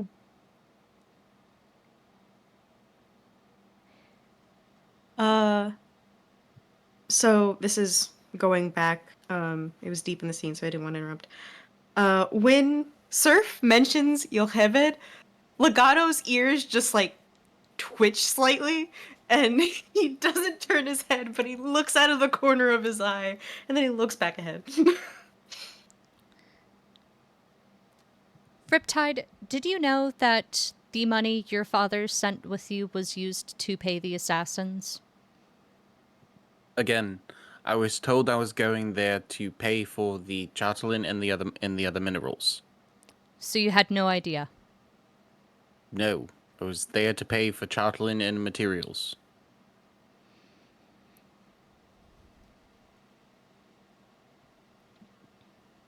I was later told by my sister that certain person, and he looks up at Herman, apparently set us up. That's when I found out.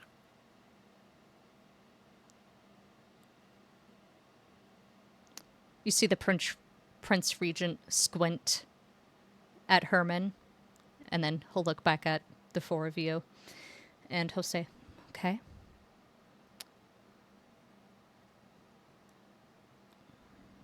Anne. Sparrow. Your side of the story. Not much to tell. Everything went down. I got rolled up. I got brought here and poked and prodded down in the medical bay. Very convenient.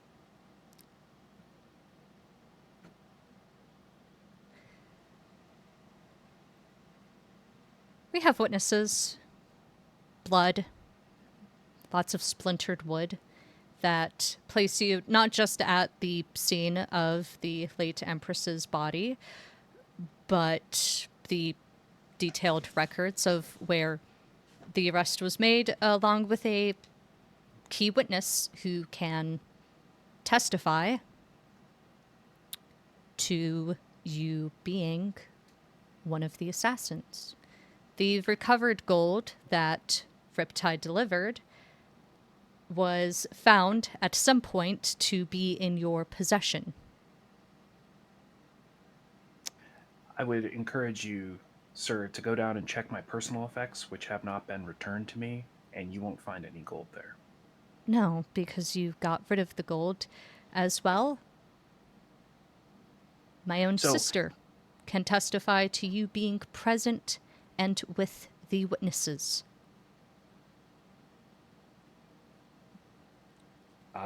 So, with all due respect, Your Majesty. So, as I said, I was brought here and poked and prodded. So you're trying to utilize blood that could conceivably have been taken after the fact to place me at the scene. My stick bundle, and she'll like hold it up, was also taken. And you're trying to use that to place me at the scene of the crime. You're claiming that someone you have a deep personal familial connection with can also place me at the scene of the crime. And the money, which is not in my personal effects and was never even close to on me, you also say can tie to me. What I'm hearing is a lot of conjecture because it was a fixed job to get me here to poke and prod me.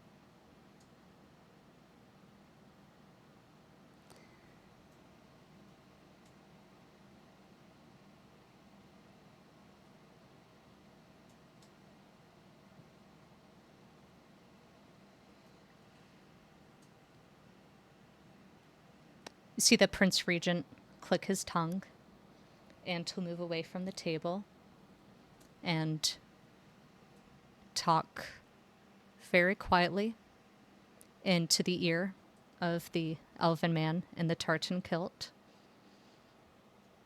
And then he'll walk back to the front of the table and he'll say, "So you deny ever being there?" I'm saying you're claiming you can place me there, and you simply can't.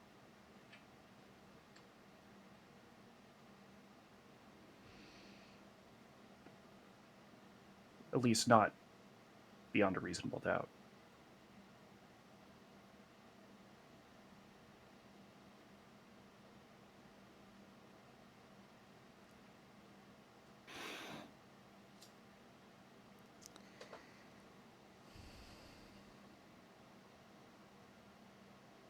He takes in a deep breath, and he exhales.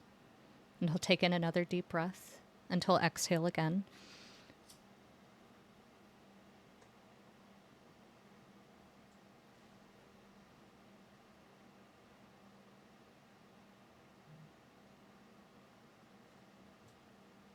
He looks like he's aged like 20 years, and he'll roll his shoulders, and he'll say, okay.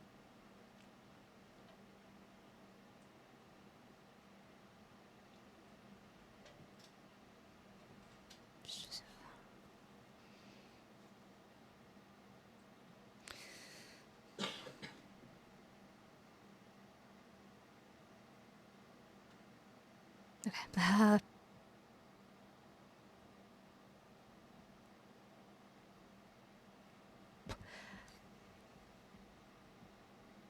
Herman, please go bring in Azon. We are going to pull up a zone of truth. And Sparrow, I believe it's in your best interest to not fight the zone of truth.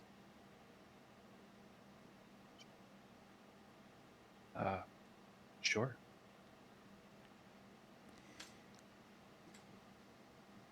Go for it. While everybody's paying attention to that, it's apparent that there is a tension has shifted. Can he look around just nonchalantly, like he's looking at everybody, and see if anybody has a weapon on their side? Yeah, I mean, I can tell you that everyone is armed here. Yopal has, like, a gun harness on with dual pistols, like, under his armpits. The Amarin Elenos, the elven man in the tartan kilt, straight up has, like, a sword on his belt. Okay. People are armed here. So we're the only ones not armed. Got it. Speak for yourself. Well, yeah, we can do spells, but when it comes to having something at his side, he doesn't have anything. I don't know. Rip has that left, right, good night on his side. Yeah. that one damage, baby. Hey, 2 KD. That's all I gotta say. Herman leaves. Azon comes in. Herman follows after.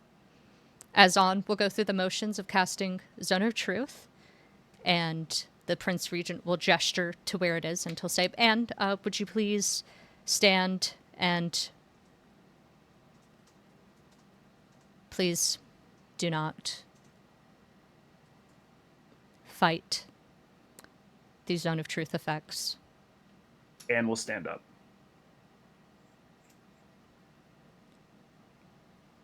Does she get into the Zone of Truth?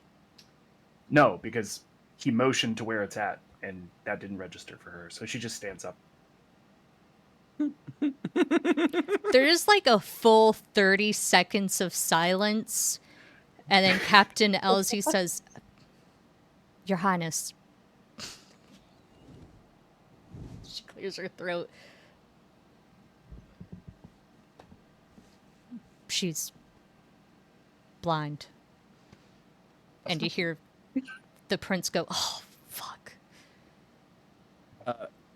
Because Rip's an asshole, he's gonna lean over to his sister and not so quietly go, You ever met a blind assassin before? I mean, it sounds cool as hell. I'll say that. Sounds like a story. Mm-hmm. Gwynestri, who has been keeping minutes, will stand up, come around the table, and she'll say, I'm coming to your elbow, and I can walk you to the Zone of Truth. Oh, they weren't just going to put it right on? Okay. She'll walk you to the Zone of Truth. Okay. When you come across the boundary of the Zone of Truth, you feel a heavy compulsion and you have the option to resist it. She won't. When you get into the middle, Azon will say out loud, she did not resist. Prince Regent says, huh, very good.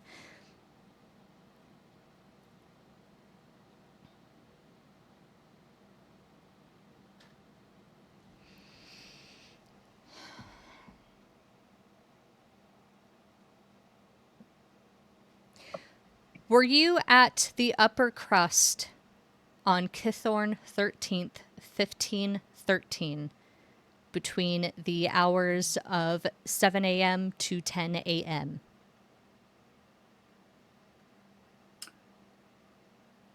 I'm not sure of the time, but I did go there that day. I do like the. Okay, that's a lie. I don't like the food there, but the service is okay. You would know this. The upper crust is dilapidated and no longer in use. Was okay. Perfect.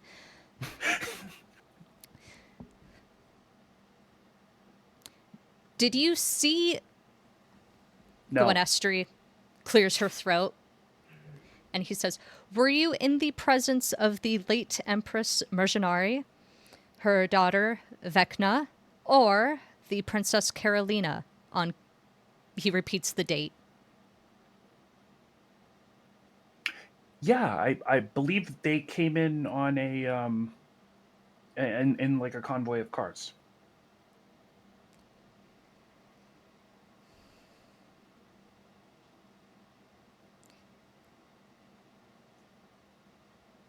Did Negus Shago physically confront you? I'm not sure who that is. And that is the truth. Anne had no idea who she was fucking tussling down with.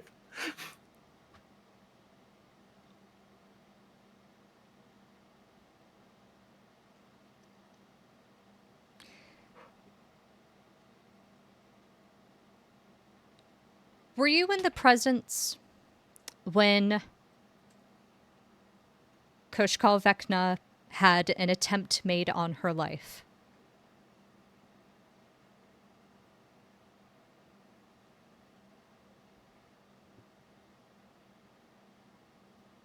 No.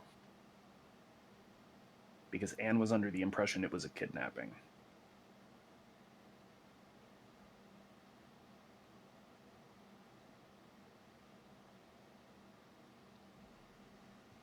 One moment.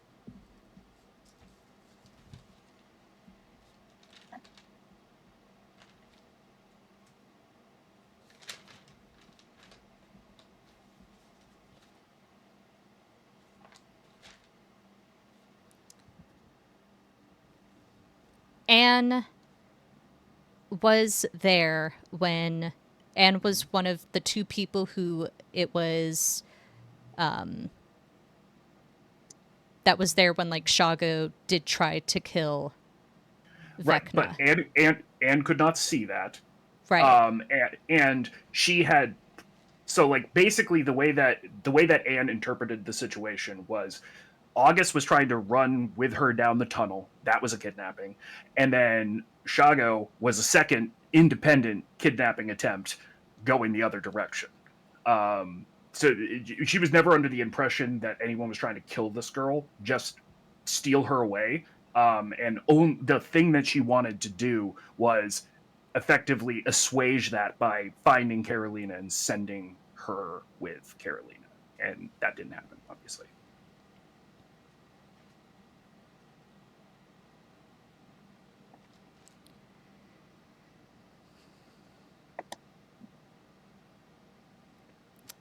The Prince Regent will, he is not having a good time, and he will move over and talk to the Chancellor very quietly, and then move and talk to Amron, and then move and talk to Speaker Shane, and then move all the way back to the front of the table, and he'll say, okay, final question. Probably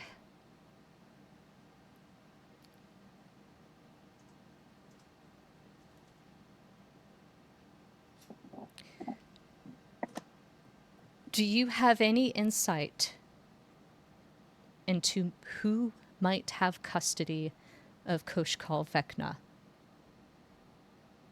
Yes.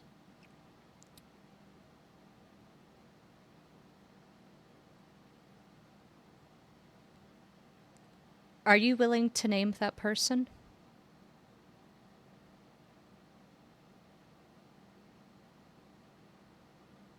Yes.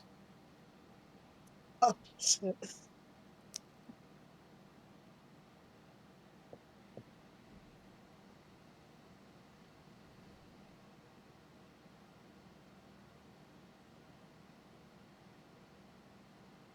Will you please name that person right now?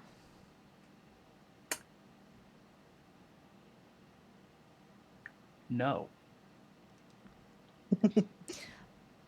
Under what condition will you name that person?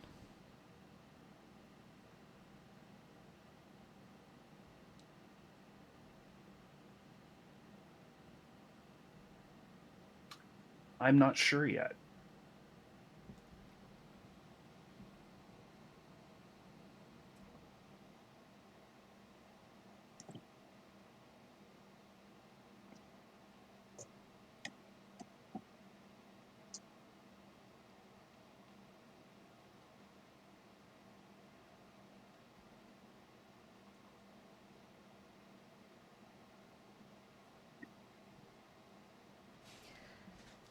Do you believe the Koshkal Vecna is safe? I'm not sure.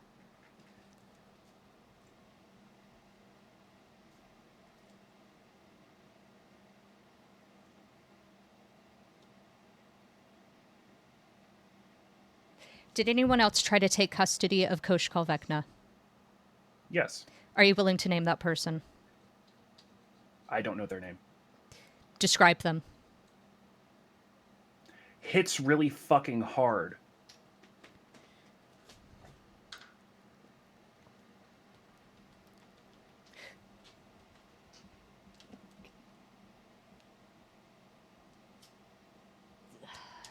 Tall, short, human, what kind of voice?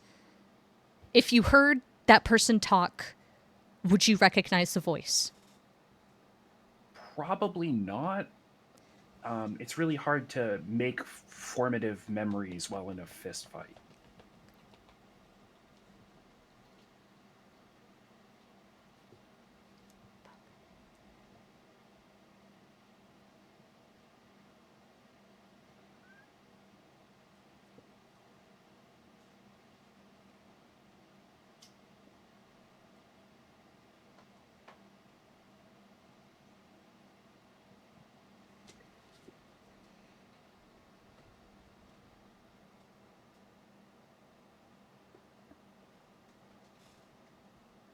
You're excused from questioning.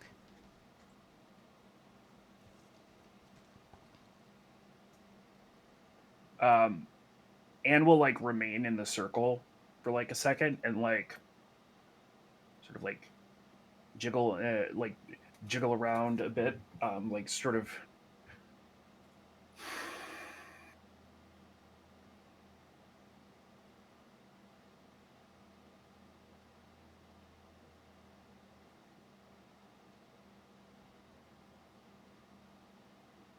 And she'll step out of the circle at that point. No, what were you going to say?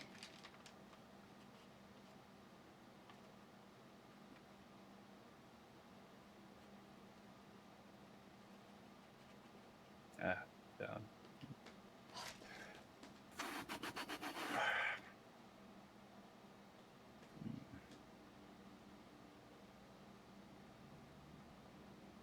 I'll tell your sister. And then she'll go sit back down. Is that your condition?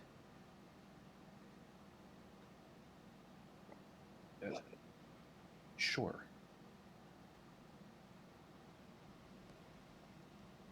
Okay.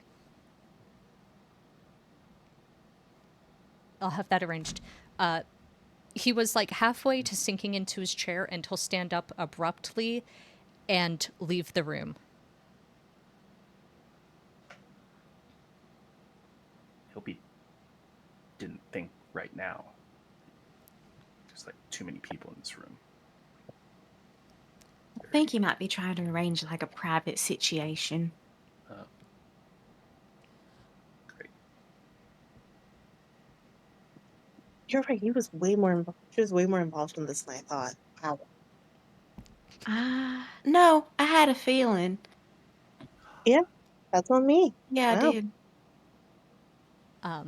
Again, horseshit. I own like and trying to link me to the money. Can only No, ever and I only ever had like 2 platinum pieces. I don't think you took the money. I don't think there was something that stopped you from taking the money. I don't know what it is. But I might ask a couple of clarifying questions, if and I'm allowed. Yeah, go ahead. Whatever. It's mostly out there. Oh no, not to you. Oh, perfect. Great.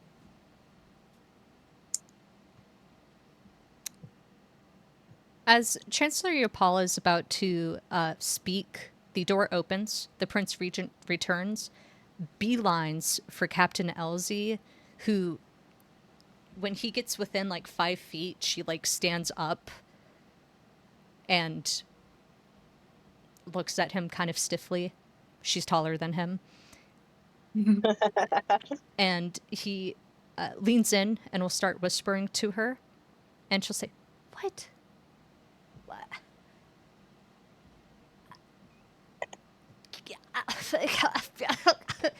Fine.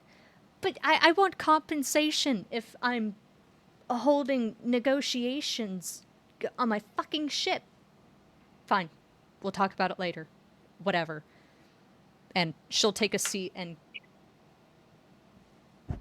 kind of like gesture at the prince to like get away from her, and he'll move around and take a seat. And he'll say, and my sister has agreed to meet with you on the Oozle at some point. She's busy chasing down a lead, but she said she's willing to meet with you there. Cool. Thanks. I guess. Of course.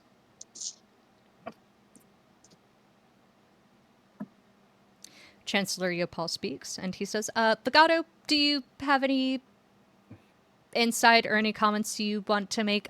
You were the last person to see Wisteria climbing over rocks or falling over rocks.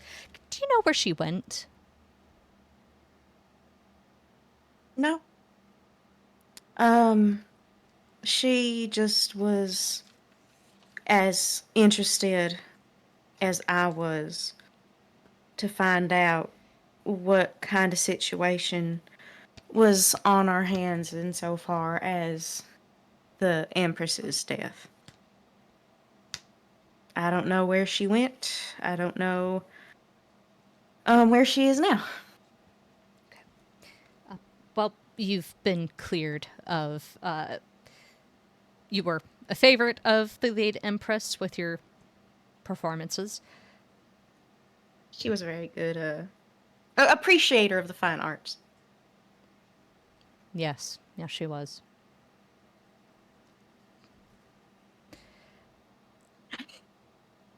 Well, I am pleased to inform you that you've also been cleared of the murder against the late Speaker Ursine.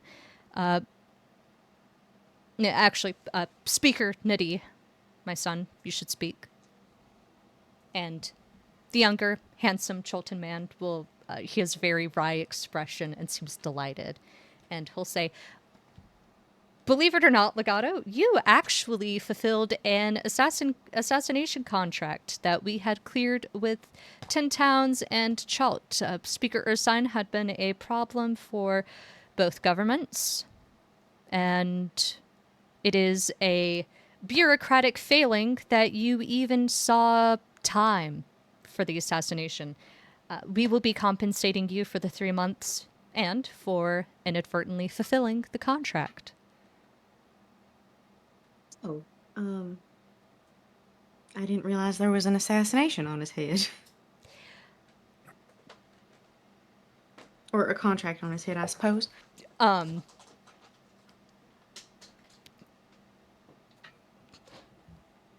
Amarin Elenos, I think you say that, and he'll kind of step forward and say, "Objection! That's not. Guinea, don't write that. Don't write that." Um,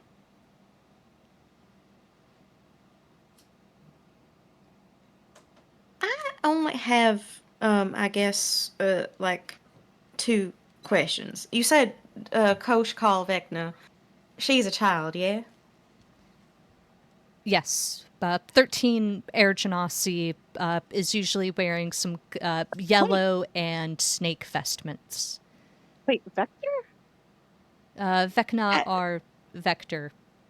You mean our Vecna. cousin? Wait. He looks at Surf. The same one? What other air genocides do we know that's like spends a lot of time in Chult and like yeah, Vector? It's right there. That's true. Um, Vector? The fuck? And he looks back at everyone else saying that part. The fuck? Chancellor Yopal speaks, and he said, yes, Tyrion and Jet were graceful enough to lend that identity to Koshkal Vecna, a way to give her some semblance of a normal life structure, and also like it was my idea. I'm very proud of it. It was a way of confusing the newspapers and the reels to make sure that Koshkal Vecna was not in.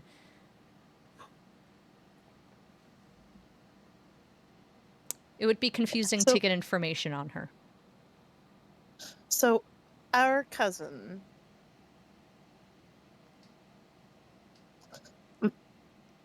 Vector, the one who won't eat food that is touching other food on the plate, is next in line for Chult.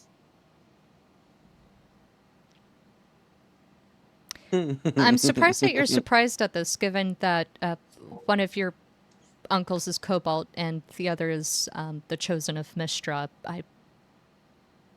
Listen, when you have like so many people like be weird in your family, you kind of just assume you already know all of them already.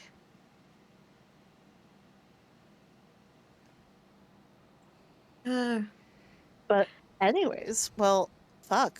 She wait, sorry, I got distracted by that. She got fucking kidnapped? well, they don't know where she is right now. Somebody, she's in custody with somebody, Anne's not gonna say. But somebody else tried to take her into custody who Anne doesn't know. You said that, Oh my uh, fucking god. Well, Anne, what the Surf, hell? Sorry.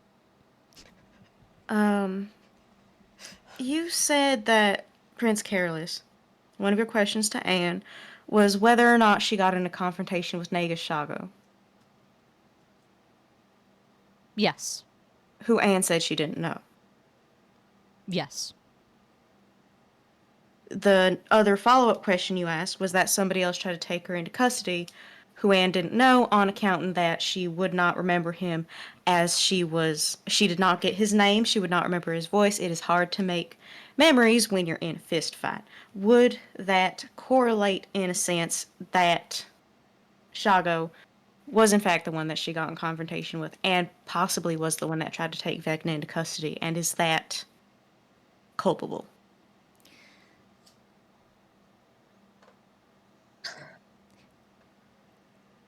Maybe he just needs to throw a punch at Anne. You were present for Anne's rebuttal, as you can imagine. Inigo Shagos was even more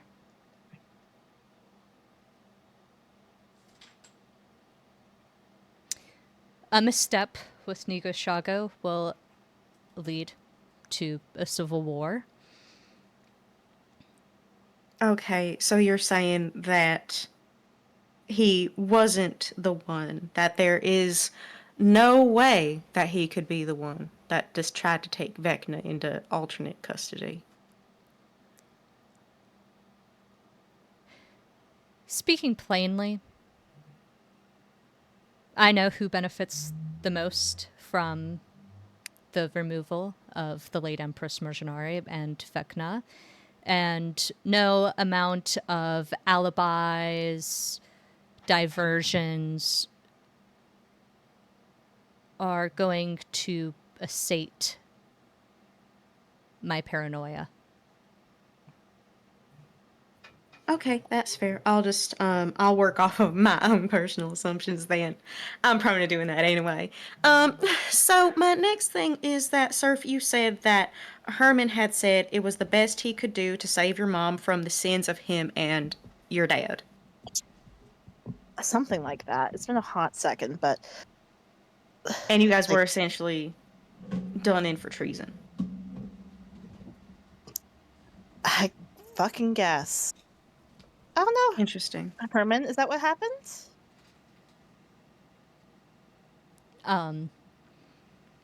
Herman will clear his throat and he'll say, more or less.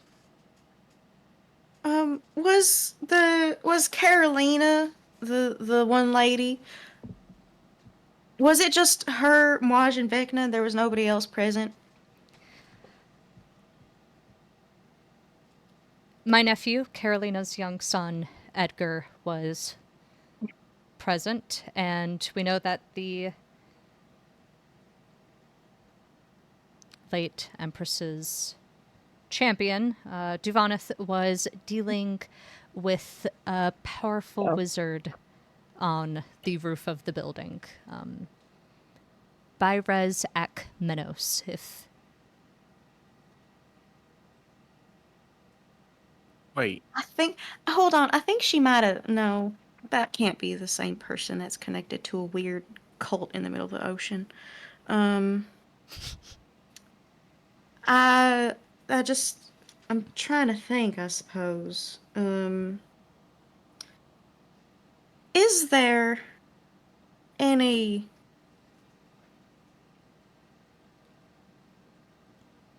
it's not my place to ask. Never mind, never mind. Speaker Niddy, and then Speaker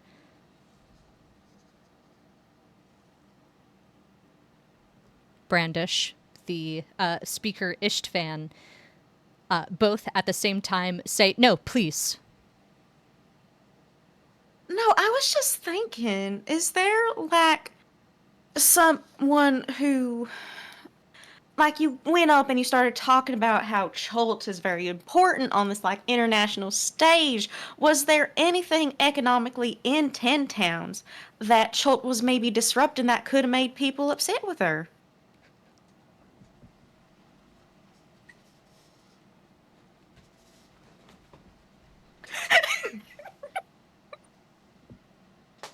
losing it. Losing it. There is like a vein throbbing in Prince Regent Krollus's forehead. Speaker Niddy is hiding his smile. Speaker Ishtvan straight up laughs, and this is maybe the happiest that you have ever seen Speaker Shane. Everyone starts talking at once. Yapal is standing up and yelling. Speaker Niddy is trying to calm down his father. Speaker Ishtvan is saying, yeah, but how does this solve the fucking Arwell crisis? We need to be moving on from Chartelin. Gwenestry is saying something along the lines to, what does this have anything to do with the missing 13-year-old?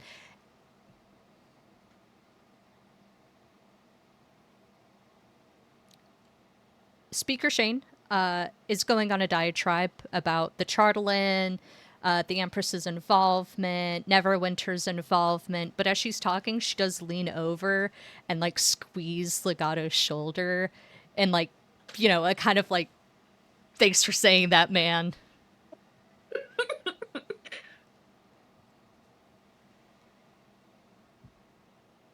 This is just a shit show. He's just looking around, laughing to himself at the entire amount of chaos. The arguing goes on for, I mean, only about a minute, 2 minutes before the Prince Regent yells so fucking loud that it echoes like 3 times in the room. And like you can hear his voice like crack at the end, and he just says, yeah, I can't yell, but he says enough, slams his fist down, and it doesn't exactly quiet up, but people jolt and the conversation tapers off. And he says,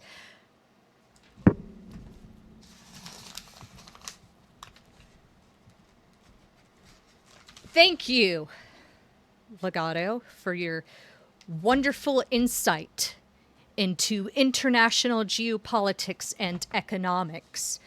I understand that Cholt's presence in the Turtlein mining pipeline is tense. But with the absence of the champion to defend the late Empress's honor, it is on me to do so. I will have you know that Ten Towns has been failing to protect its miners, that it is Cholt and the Empress and Mihwashitlan who are conducting support, who are giving disability and pay and medical treatment to their workers, which Ten Towns has consistently failed to do." And Speaker Shane will say, "All due respect, Your Highness. Why haven't we been able to do that? It's you and your fucking bitch of a wife who is supporting Revel's End, creating Revel's End. Fuck you. I hope she dies too."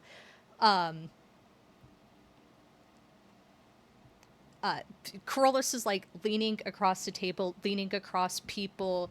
You see Speaker Nitty leaning back, Speaker Ishvan getting in between. And Speaker Shane continues yelling over him. And she says, "You people have been putting your fingers in our pie for so fucking long. So what? She died. So what? A 13-year-old is missing. Do you know how many kids have died here? 38. Oh, my bad. Starvation, sickness. Of course we don't have good infrastructure to support the Chartlin mining. The miners aren't even 10-towners. Fucking getting on your diet. Whatever. We have all the information we need. I'm leaving. But just know, Speaker Ishvan is speaking for me. We have a job for you for, if this conversation doesn't go anywhere afterwards, please come and find me outside." And she'll stand up, flip the bird, and leave the room. She was kind of cooking. That just felt like a family dinner.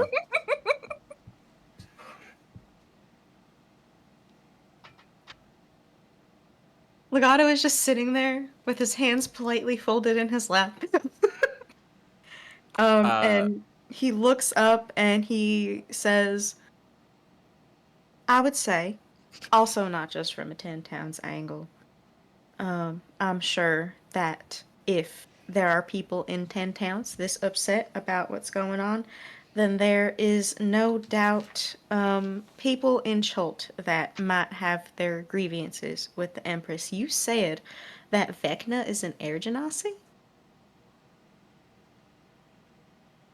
Yeah, Yes? that's Vector.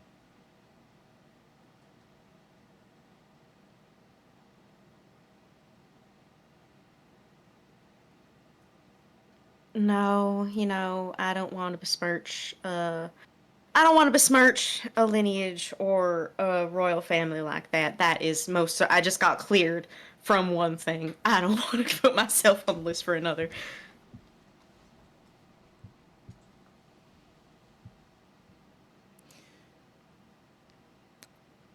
Chancellor Yopal will speak. And he'll say, the confusion over Vecna's inheritance of the Air Genasi is not confusing for Chaltons. Given the Empress's exposure to the Air Dukes of Aquam, the Aarakocra, and deep connections to the primordial magic, Genasi appearances and lineages is not unusual or remarkable for Chaltons, especially a divine line such as Mojinari's. Actually, that's really interesting. Huh. Thank you. I conducted the first ever Chalton census the first year I was made chancellor. I'm very proud of it.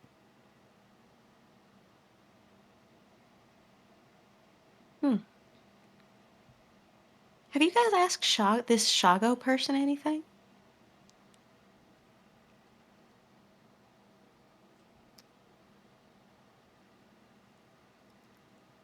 Yes. I take it from your tone that he was very concise, direct, and conclusive. No. Oh. No, he talks circles. That's what he likes to do.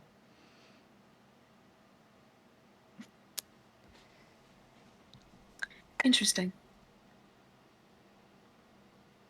The Prince Regent will stand up and he'll say, I'm excusing myself. And he'll leave. Oh, that's perfect. I was just about to cede my time. I'm done.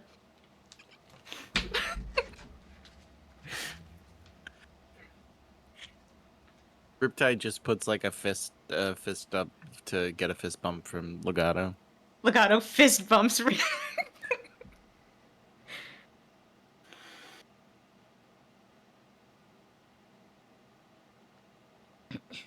A lot of throats are cleared. I'm going to take 1 second to get my bearings.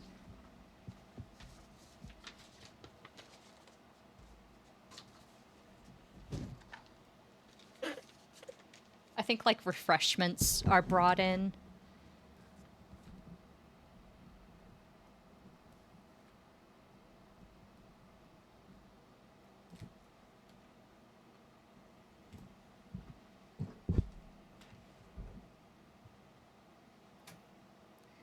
I can't see what Sam is sending.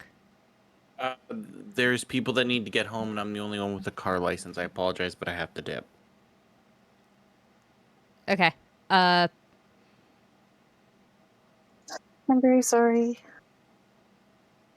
Oh, two of the three I'll come back. drunk people here. And you have to? He says she's the only one Yeah. with the driver's license. And sober, I'm assuming. More or less. Anyways, I'm very sorry, guys. I'll have to listen back. Okay. Please continue on without me. Surf is just going to be quiet and listen anyways. I actually think having the refreshments and stuff be brought out would be a good place to like cut, unless you had something else you wanted to do, Fish. I wanted to end on you guys getting like the mission because I don't want to start on it.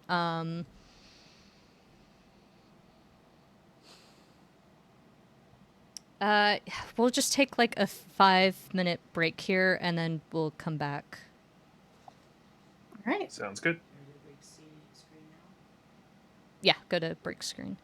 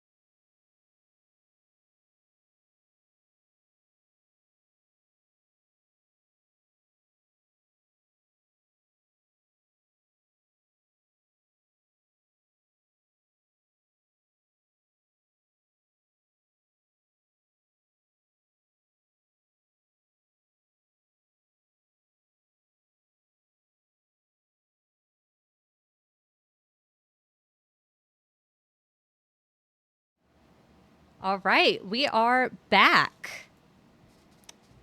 Sam dipped because Sam is doing everyone a public service and is keeping people safe.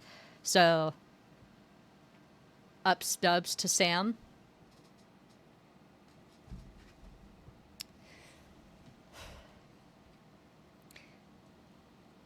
Speaker Ishtvan will talk now, and he'll say, the Captain Elenos is more than willing to help ferry people if they have somewhere they want to go, but Adventure Red spoke highly. I suppose the Duke did too. And for any of the four of you who are willing, we have a job opportunity. I'll be interested, but first I have to ask Prince Yopal something. Chancellor Yopal. Oh, sorry, Chancellor Yopal, my bad. Chancellor Yopal, how exactly is the compensation for the 3 months going to work? Is that like monetary? Is it? Monetary, unless you have something else in mind. Oh no, could I get you to send that somewhere? I have the bag of gold in my... Oh, you need to send it? I need to send it somewhere. Yes. And he will take. Do you got paper? Gwenestria will slide paper over to you. Thank you. And he will write down the name of Cassidy's. Like he will write down Cassidy's name and Cassidy's ship name, and hand it to you, Paul. All of it. Just send it down there. Well, actually, can I have 15 gold? Yes. He writes down. And then Chancellor Yopal will slide it over to Captain Elenos, who will look at him and not look at the paper, then go and take it.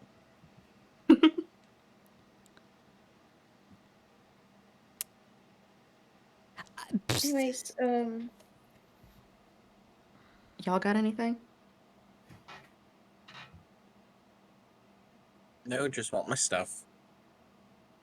Oh, that's right. So I understand that your sister had to step out. This is Speaker Ishtvan speaking. So I assume you'll debrief her after this. Are you interested in the job and legato? What are the details? That was my Or question. the overview? Well, we are keeping it pretty secret, because it is not great if people know about it. So at least swear to secrecy. We will know if you talk about it. Oh yeah, it'll die with me. Yes, it will. The other two? Yeah, of course. I mean, did you not just see how obtuse I was about the previous job that I did? Yes, which is why I'll believe you when you say yes. Yes.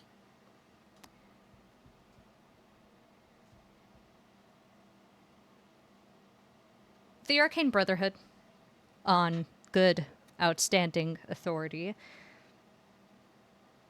has proven to, well, the majority of us speakers that a Netheril city, Yanisveg, is underneath the glacier or large ice formation here in Icewind Dale, intact and with a mythalar. A mythalar can change the weather. We would like it if you backed the Arcane Brotherhood and whoever else and found Yennisfeg, found a way into the city, possibly recovered the mythalar.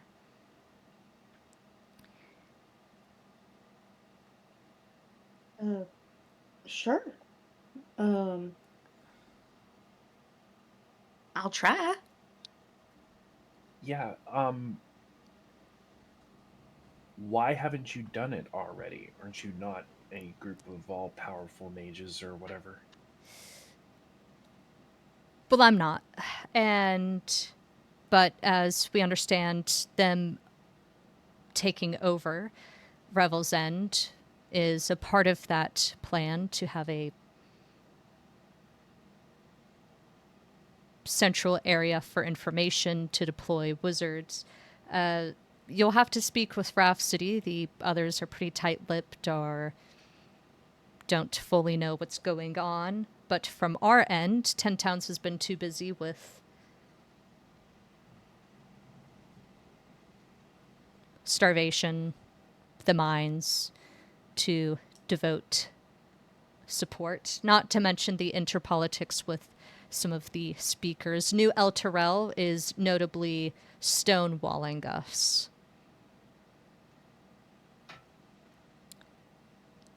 It is also a lot more unforgiving than you think. Arwell has not been kind to us, and it would be good to have fresh eyes on the case, as I understand it.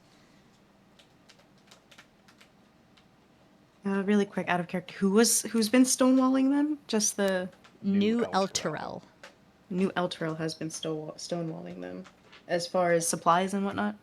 Information to cooperation. Yeah, I'm not the best for a fresh set of eyes, to be totally honest.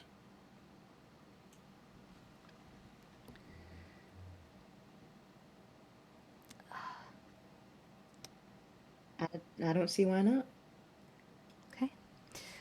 In return, we'll pay you handsomely but on all steps of the way when you discover the city, when you get into the city, and if the Mythalar is recovered.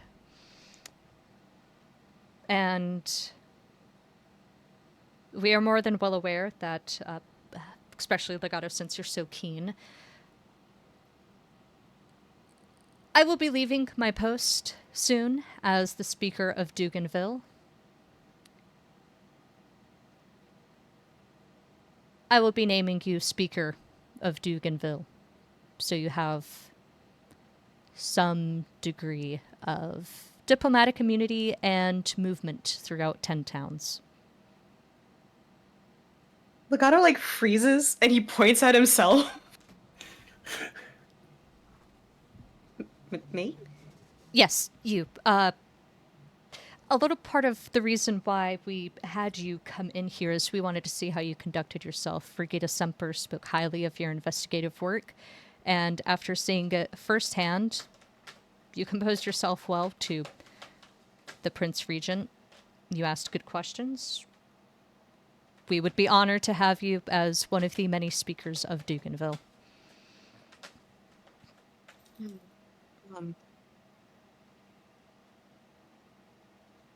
He's like, he's actually speechless for the first time. He's sitting there. I think he's like, I will do my best, and it would be an honor to be a speaker.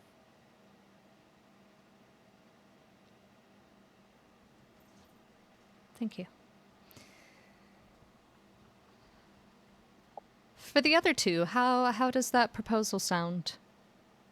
We can't make all of you speakers, but you would enjoy the privileges of being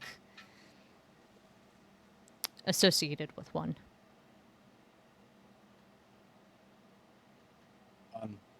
Fine, I guess. Not really. I know Seth will enjoy the being near the power.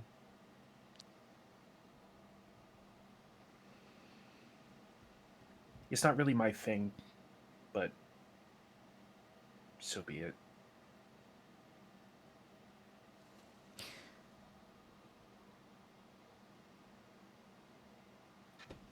Good. Well, go ahead. Meet with your sister, debrief with her. If she's on board, we can move on to the next steps. As for that, though, one of the head Arcane Brotherhood, Rhapsody of Rainbow, or in Rainbow, is staying at Duganville, and we will pay for passage on the Oozle to drop you off at Duganville. If the rest of you agree. For now, I'm comfortable declaring this meeting over unless we have any final remarks, and you all may be given your things. Oh, thank God. Got nothing. We Yeah, got no our com- things. No comments here. Wonderful. As if like a rubber band snapping, the whole room empties.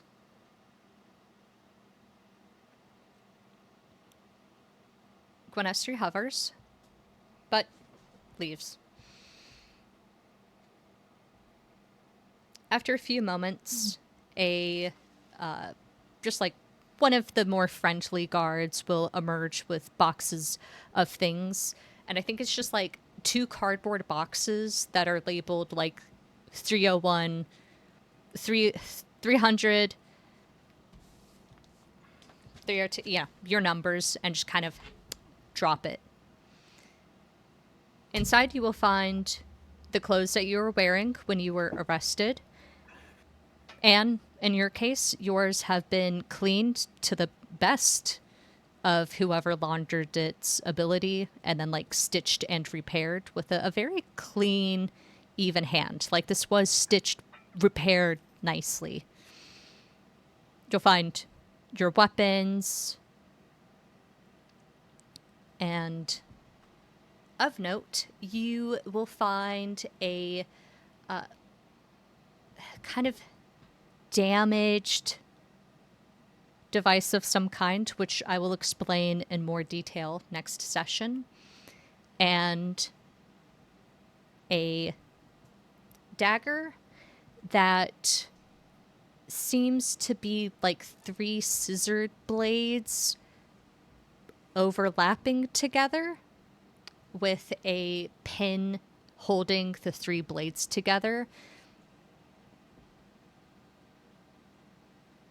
with the imagery of a sun and 3 sun rays coming out of that sun. Along with that, the woman will give Legato 15 gold, and then will give Riptide 15 gold, and Anne 5 gold.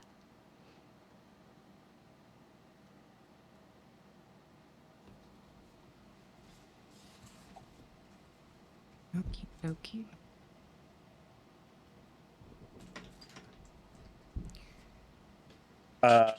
First thing Rip is gonna do is look for the dragon scale.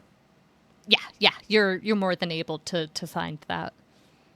Okay, so we got a broken device and a dagger of 3 blades being held together by a pin with the Lathander symbol on it.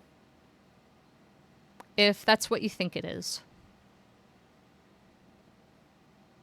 Who's the fly? The dagger, is that the dagger that was the murder weapon? Or is that dagger not present? Are you looking at it? You, Anne? Well, if I mean, if I can handle it, yeah. Yes, it is. Okay, that's what I thought.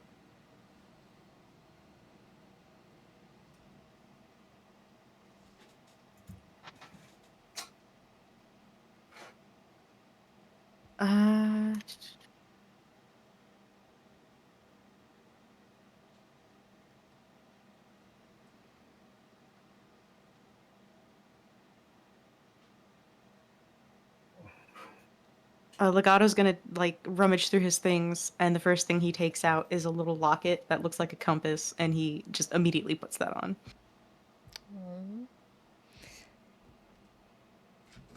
Any questions, comments, or concerns before we close out the session? Nope. All We good will- here. Legato is going to look over Anne's shoulder at the dagger.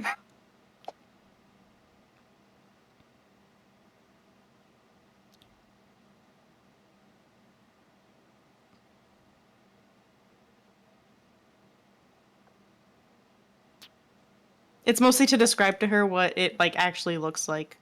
Oh, that's sweet.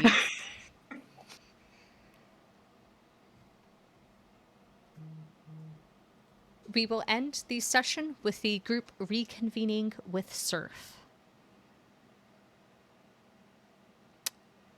Session's over. See you guys next Friday. Bye. Oh boy. Close this out. End it. Kill it. Kill the stream. Is it dead?